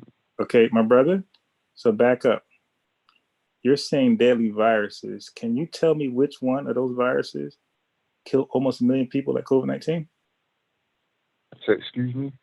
Can you tell me which one of those viruses killed almost 1 million people like COVID-19? Now, one of them. Okay. So now. And that's my point. It took them longer They Well, weren't hold on. as Okay, deadly. so They brother, was not as deadly, but it I took got it. them I got longer. it. So now listen. I think you missed the part when I said those companies funded themselves. So when you're producing medicine, you're relying on your research. You're paying your scientists, whatever. So now they campaign for money, whatever they gotta do. So if you don't have money, my brother, your medicine is put on the hold. You put it on the back. You put it on the back holder until you have funding. The United States of America funded the polio vaccine. Okay, look, brother. Okay. Did they? Okay, let me ask you this: did they have? First of all, how about this? Was it authorized? Were their vaccines authorized or approved? It was authorized and approved. No, wait, but you can't have both. One comes first. So was their vaccine? It was authorized They had, and approved. okay, so you trying to tell me they were authorized first, right? So Right. it was emergency. So it's emergency it was an emergency authorization. It was approved in the United States Senate. Wait, my brother. I'm trying to ask a clear question. I'm saying, which one of those vaccines were an emergency authorization? Which one? COVID-19. No, before COVID-19. Polio has stricken the country, and the Senate, the Senate got together and they said that there has to be done something to it. It was an emergency that they had researched to find out the cure for polio. Brother, I'm just asking from the United States government. Brother, I'm just trying to find out something from you. That's all. Was it you an emergency? Question, bro, and hold on. I will not, and I cannot answer something that I do not understand or have the knowledge of. I got you. So if I don't understand you, I'm not just going to be able to answer. Right. So according to your knowledge, the polio vaccine, did it have emergency authorization? Yes, according to my knowledge. Now you just said you don't know, you're not going, because I'm gonna look it up real fast. No, because you asking questions and I'm not understanding you. I'm gonna ask you several times, brother. Could you repeat that? Because I don't understand you. All right, sis, Lord Goddess, can you repeat that for him? So maybe you could say it better than I can. Maybe my phone is mumbled. So can you repeat the question I'm trying to ask? I'm just asking what year was the polio vaccine made in? No. Okay, you're totally lost, brother. COVID-19. I am pretty butterfly. Okay, I got you. So COVID-19, my brother, before it was approved by the FDA, it was granted emergency authorization. Okay. Was polio authorized? Was the vaccine of polio authorized for usage before it was approved? That I don't know. Okay, because that'll make a difference. Okay, I can. Okay, wait, I got it now. He understood because I thought maybe I was saying it. Oh, my bad. Yeah. Okay. So now, secondly, was it Operation Warp Speed? All those vaccine manufacturers, every virus you ever mentioned in the history of the United States, which one went through Operation Warp Speed? That I don't know. Right. So that makes a difference in manufacturing. And secondly, which one of those vaccines dealt with mRNA? Because brother, if you don't know that they had to use eggs, which one of those vaccines was mRNA, like Pfizer and Moderna?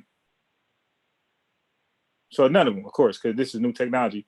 So now the reason, right? So none of them. So I'm saying that because those vaccines, brother, every vaccine ever before mRNA, they had to use eggs. They had to use eggs to develop them. Eggs take a long time, and you're limited in how many vaccines you can actually manufacture with eggs. They use eggs to grow the viruses and things like that in them. You don't use that mRNA, so you could produce thousands of the mRNA vaccine way before you could produce hundreds of the old vaccines. So the process, our technology is way greater. You're talking about things in the 1909. Okay, we're in 2022. Our technology, our scientists, everything, our tools are way more advanced. We see more, we understand more and our machinery. Our cars are faster than ever. Everything about anything in life is way better now than it was 100 years ago. Way better. So of course, science will be way better too. Heart surgeons are better, more efficient. Everything, technology, how you build homes, right? So no surprise that vaccine manufacturers be faster as well. And then given the fact that that this vaccine was emergency authorized, Operation Warp Speed, and for the first time I think ever that all of the countries. Who authorized that, bro? Wait, so what you mean? The government. Now, who did? The government. Okay. So before we do that, and this is the first time in a long time, probably ever, where countries shared data. Scientists and all across the world were sharing data to get this thing done. The entire world was feeling this pandemic. So United States government consulting with the Indian government, consulting with Cuba, consulting with China. Everybody's trying to get the vaccine out. That doesn't happen. Didn't they have an issue? With China? I don't know what issue you're talking about. Didn't they do the blame game? Okay, no. Okay, so now if you want to go there, so there was a Chinese official that the Chinese government did not. They said he's talking for himself. Okay, so there was a Chinese official who claimed America did some things, and the Chinese government said we don't know what he's talking about. He's talking for himself. So he didn't represent China at all. He represented himself with his views. The Chinese government said, nope, we don't stand by him. He's by himself. So there was no blame game. It was one guy making claims.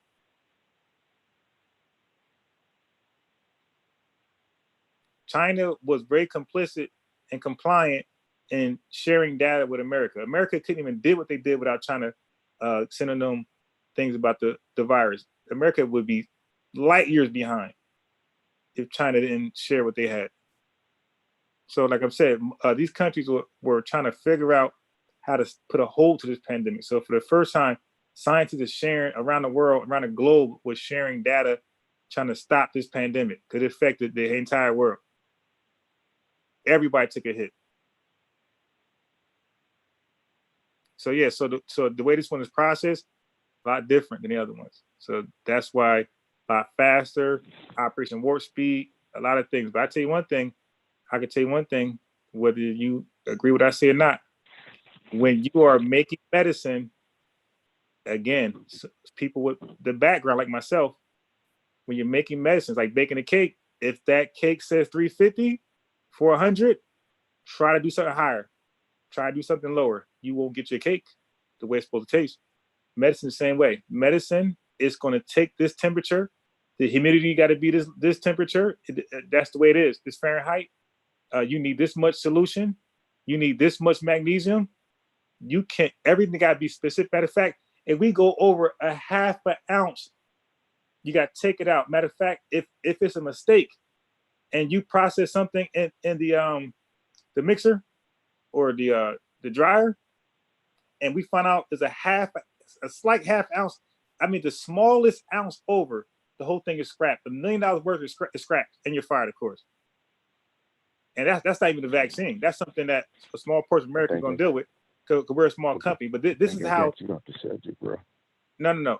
I'm explaining. You've been done us with your vaccine knowledge. Okay. You're about out your vaccine knowledge. That's my fault. That's my fault. Yeah. So at this point, I end it with this.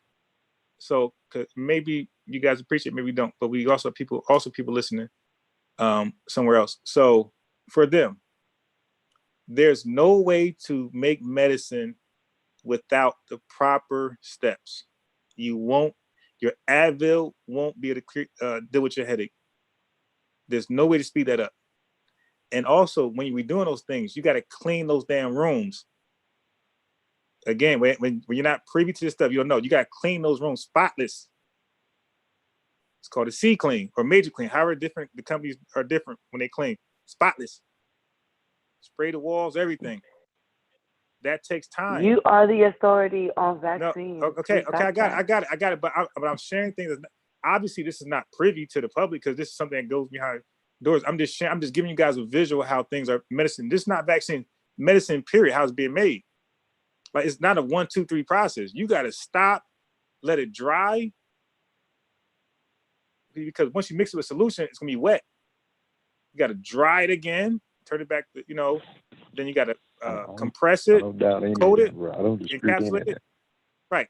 So my point is, there's no way to speed up a process when it comes to medicine, other than you're just gonna have more hands involved in, maybe like some, companies are limited in workers, right? I agree with you. I agree with you 100%. There's no way that you can speed up. There's no way you can speed up the process of creating medicine. I agree with that. So let me ask you this, brother unbiased. What do you think the origin of the virus okay, good. was? Well, it doesn't matter, I think, because science is not even sure. You have speculation. You just got speculation. Nobody. No. Okay. Look, here's the guy gap. So this is the guy gap question. When there's no answer, there's all of a sudden an answer. Okay, sis, to answer you quickly and speedily. Nobody is sure. Not even you, not me, nobody in this chat, or Dr. Fauci. Nobody is sure. But if they want to lean somewhere, they're leaning from the original story.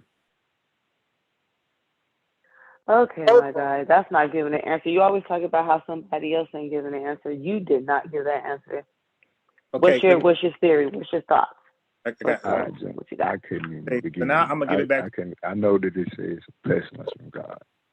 So now let me get back to it. Sister, what has science? The consensus in science. Where did they say how did they say this virus came about? The consensus in science. Mm-hmm. Well, you can tell us by vaccine guru. I just said they're not sure, and you act like the answer wasn't sufficient. Right. They're not sure. They did say the bad at one time. That's called. They're not sure. They're not sure. Right, but that's called being responsible. Like, if they believe that there's a possibility it could have been from a lab, that's called being responsible by not discounting the lab, saying, hey, maybe. But if people with an agenda would definitely say no lab, peer back. But science is saying, hey, it could have been from a lab. We're not sure.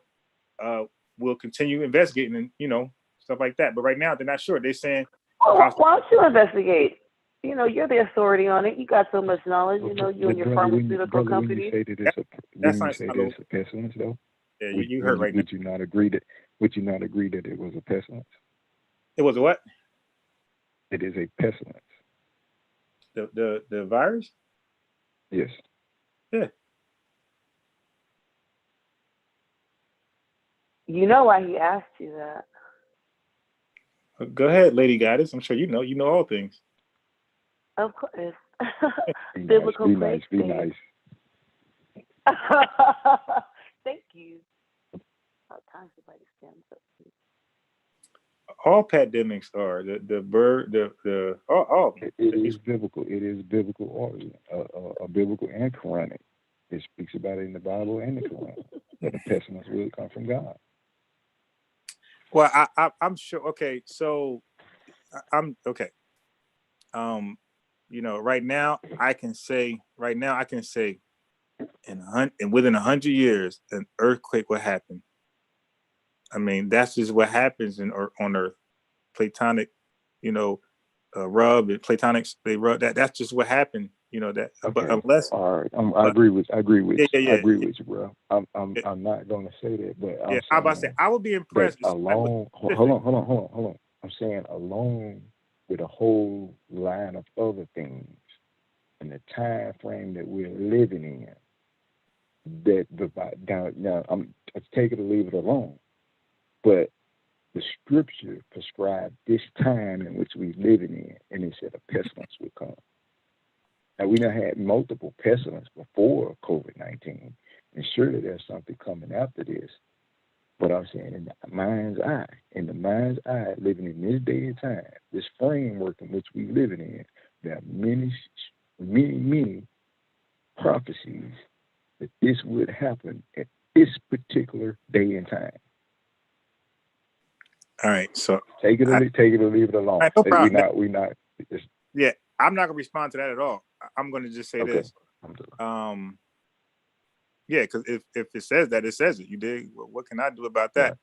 Right. I'm gonna say this, that viruses in particular been around, and science speculate it's been around before the single cell organism. They're saying it's before life. There's speculation that virus is half life, half non-life, inorganic. True indeed. Right. So, True indeed. so with that In being the said, Matrix, you're the virus. so with that being said, is that it's been causing havoc for a long time. So I'm sure if there's people around at that time, I'm sure they wrote something. I'm sure the Egyptians wrote something in their books about something, and they got hit with some stuff. And so, but what's a given in life? What's a given in life is that it will be bacterial infections and viral infections. They ain't going nowhere until technology can do something. Because there was speculation about something they could put in. I forgot what they call it. We had this discussion some years ago, but there was scientists trying to come up with something where they give you something. I forgot. Don't give me lying, but you'll be immune to all viruses going forward, and I think even bacterial infections. I'm not sure. I'm just trying to remember. But until something like that happens, we're going to always be subject to pandemics, plagues, pestilence, things like that.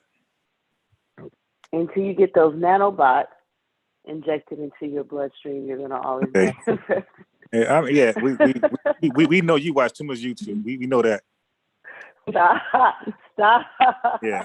We know you watch. Watch it right along with me. Yeah, I don't watch YouTube for information. I actually got we books. We do watch parties together. What are you talking about? Yeah, but I actually got books. So when I talk about things like what he said about polio, I got books on that. I have coloring books too. I love them. And I outline. Well, we can tell by the way you talk. You got coloring books. We got it. But I got no problem. But I got books on like so for the brother, I've been studying this stuff way before pandemic. Okay. Yeah. It's just been a passion of mine to study about.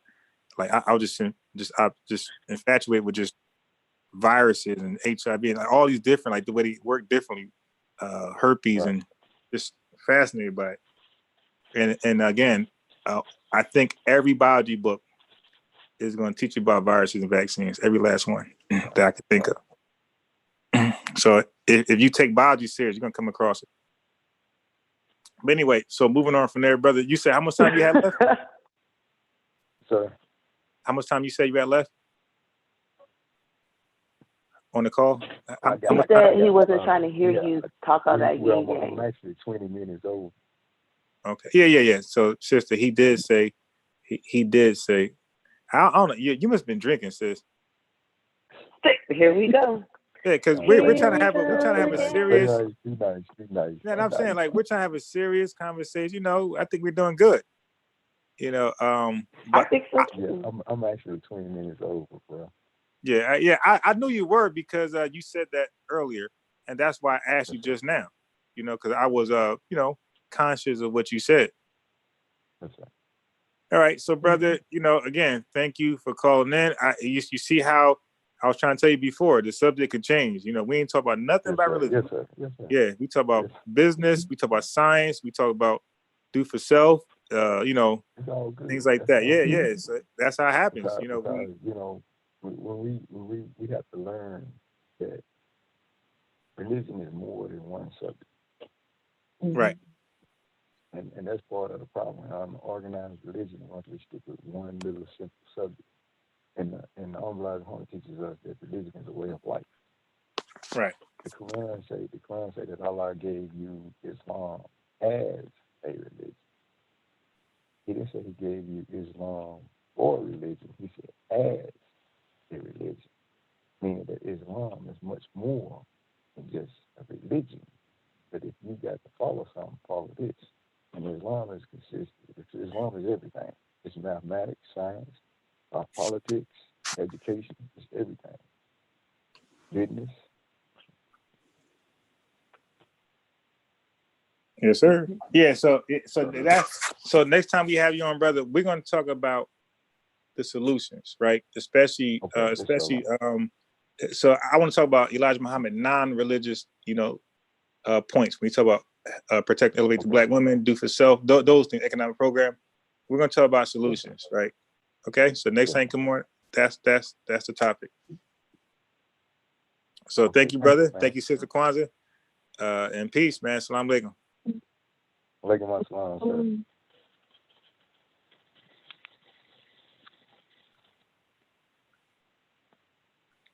See, that was a great bill.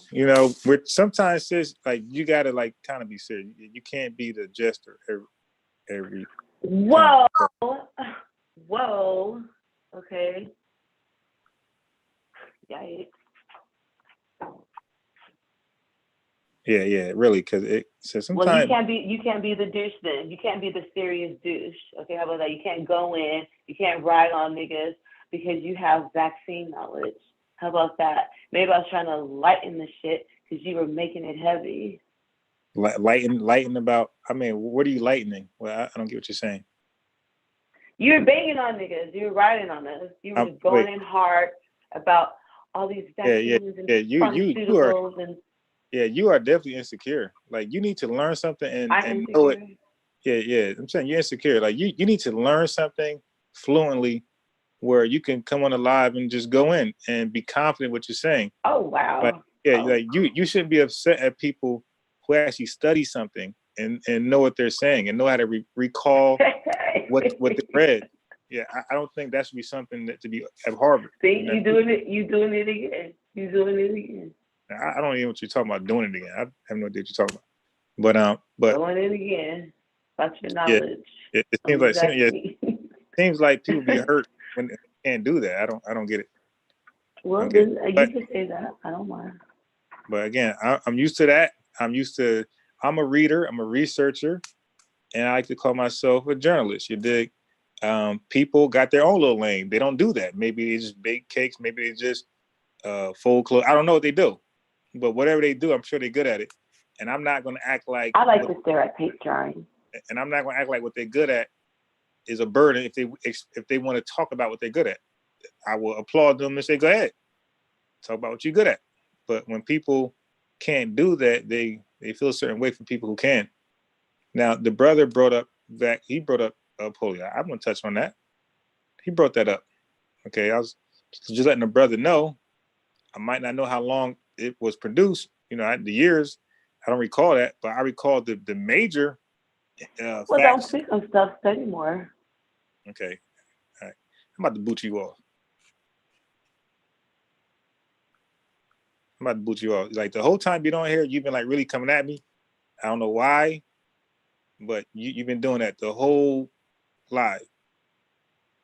And again, like you're just disagreeing for no reason. I don't even know. And when I'm talking about vaccines, you're mad at that.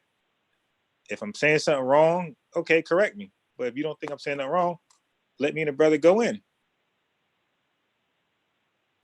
But I did, but you can put me if you want. Yeah, but the whole conference call, you've been like just wilding out a little bit, too much. So, and this is just for the chat, not even for you, for the chat. The brother brought it up. He asked me about some years. Don't know. He did. Do I know everything about everything? No. But do I know something about some things? Yes. So I wanted to let him know that I definitely know about the polio vaccine, but I don't know everything about it. I do know the major things about it, which I explained. The things that matter. The years doesn't matter how fast they produce it. That's light because each company is responsible for themselves. We just talked about businesses. They expand, they get sales. You dig? If they fall on their face, they go bankrupt. Chapter 7, chapter 13, that's what they do. They fall on their face, it's over. So sometimes it could take them 50, 80, 100 years to get something done because they got to finance it themselves.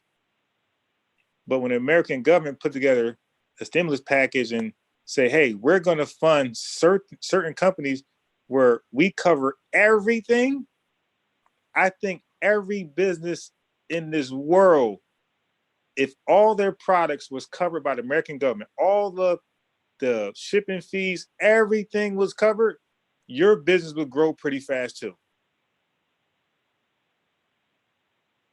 That's what stops every company from growing. Capital.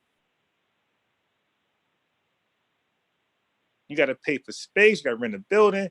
You want to, of course, commercial properties, more money. You want it to be in a certain location. That's more money. Okay. So capital limits every business from growing fast and producing results. You need equipment. You need trucks. You know, if you need trucks, you need phones, high-speed internet. You need uniforms. You need a car. If you're going door to door, you got to look like you got money already. You might want to buy a nice little watch. If you're a woman, you want a nice little bag, little Birkin bag. You know, you got to sell yourself. People like to see success. So if anybody was funded completely, like, yo, we got a blank check. Take this check and use it for whatever you need in your business. If you're a failure, then you're just a failure. So that's pretty much what happened with the vaccine company. They got a blank check.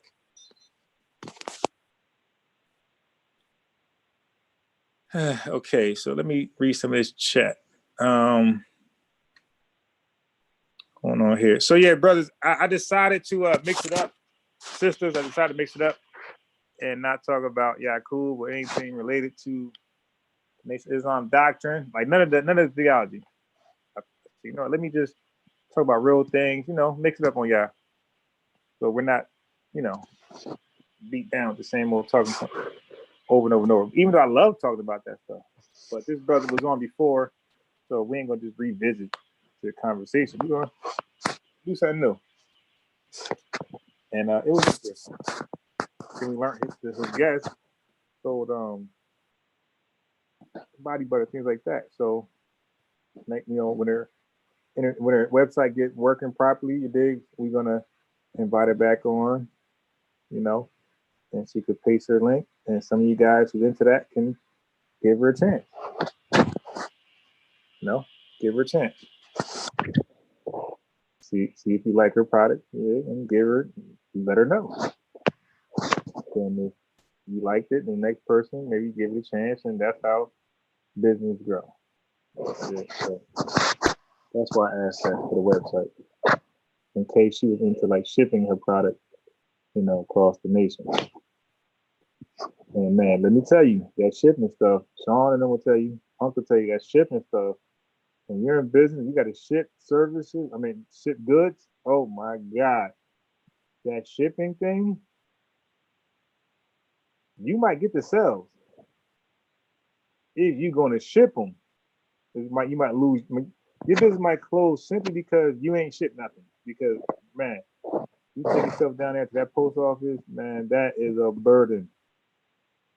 That's a slow process, at least in my neighborhood. That's a slow process. Like, I'd rather pay somebody, yo, listen, I ain't going down there.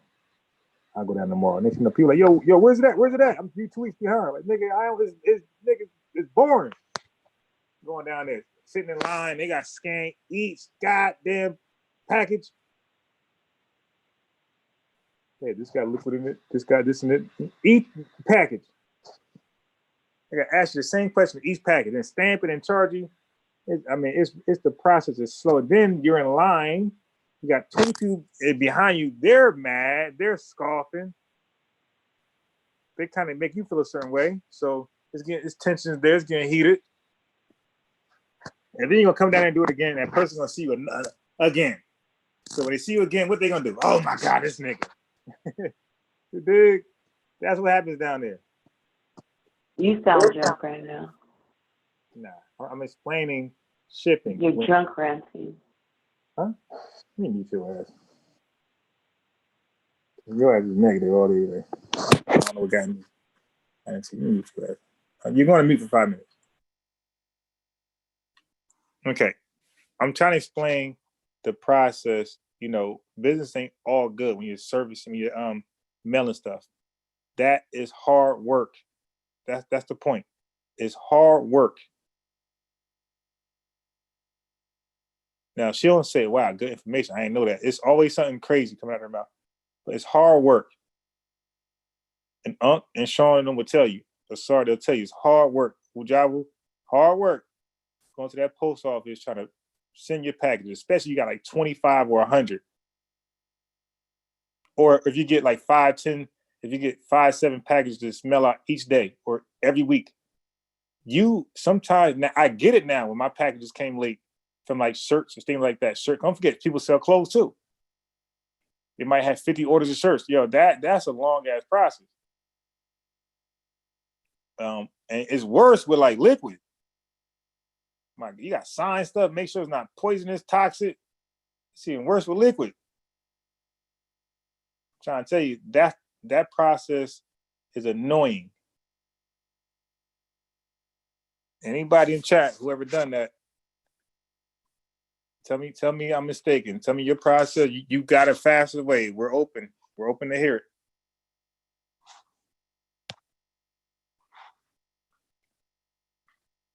it. Okay, so yeah, so I don't believe, for the record, I don't believe everybody is supposed to work for themselves. I don't believe that. If so, then we'll all be sole proprietors. Single member LLCs. That's what we're gonna have.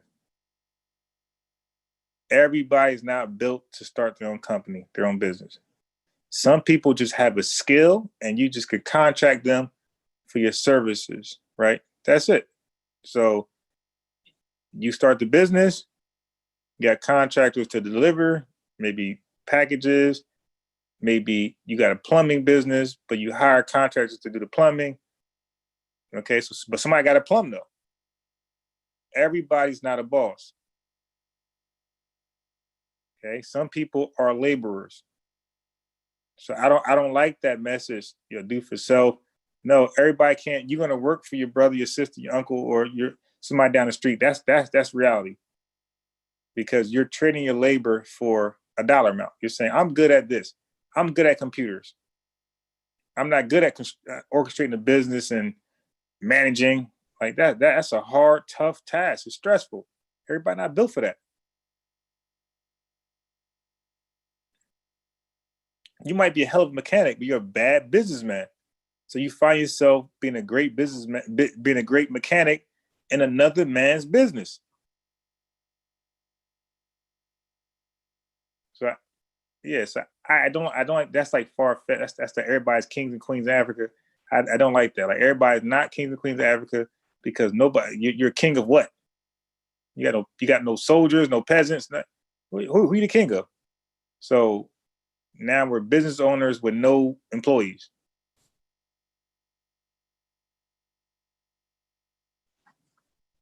That's a little far fetched. The message should be, in my opinion, if you want to do for self, then they have. And you point it to grants. You try to give them information to, help them achieve those goals, those aspirations. But, this was a late live, 10 o'clock, 10:30. Wasn't sure. Then the brother said he'll go. All right, let's go. But that's pretty much it. We ain't gonna hold you to the morning. It's gonna be Saturday. And I'm sure some of you guys can get your day started early. Some of you girls, women also. So we're gonna end it on that. Tomorrow, who knows? We're gonna go live, but we don't know who we have on or what time. Time pretty much flew today. Yeah. So all is all. Peace, man. Glad you're here. Subscribe, come back. He said people get an LLC and instantly think they boss. Ain't sell one product. You dig? Voluntarily gated product to some coworkers. And listen, I had friends ain't sell one goddamn shirt. But sit there and say, yeah, yo, we businessmen. I'm like, we? You no businessman.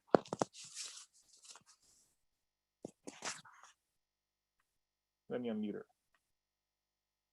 her. You're muted, Lord Goddess.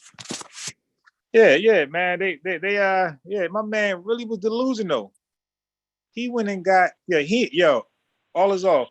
He didn't even have an LLC. He got an employee identification number, and that was it. Thank you for taking me out of timeout, Gabby. Yeah. He had no I don't even know if he registered a bank account with that EIN. I don't even think he did that. I'm not sure. But I know and if he did have an LLC, maybe he did. I can't remember. Maybe he did. But if he did, he never sold one item. Okay? He never had money from a client in his LLC account, his business account. If there's money there, he put it there when he first signed up. $50, like the minimum. No goddamn clients, no business. But when we talk, he talking about, yeah, man, as businessmen, like, nigga, come on, man, stop. You know, not benefiting at all from the LLC. You're supposed to be deducting so much things that you spend money on for your business. You dig? My internet right now is my business name. All my phones, business name, cable, all that stuff. You know what I mean?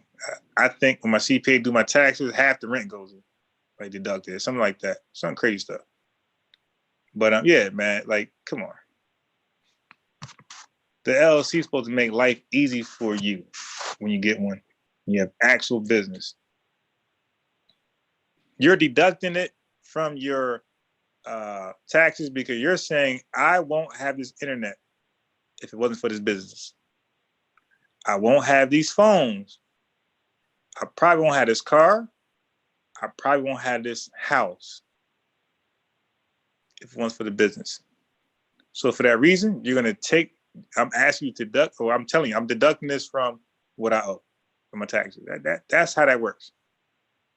That's how things are deducted. You're saying I bought this huge JBL speaker because I wouldn't have bought it outside of having this business. This big old 65-inch TV, this was needed for the business because I do online services. I need to see what I'm doing. I work off Zoom. So the Zoom payment is deducted. I wouldn't have Zoom if it weren't for the business. That's how that works. And even more than that. Business credit, all that type of stuff. So business loans, all that stuff. That's how that stuff works. Printing, ink, deduct all that. I won't have none of this stuff. Subscriptions, I won't have none of this stuff if it wasn't for this business. So deduct it all. That's how that works when you're in business for yourself. But anyway, all is all peace, man. Good to see you pulled up. We're out of here. Have a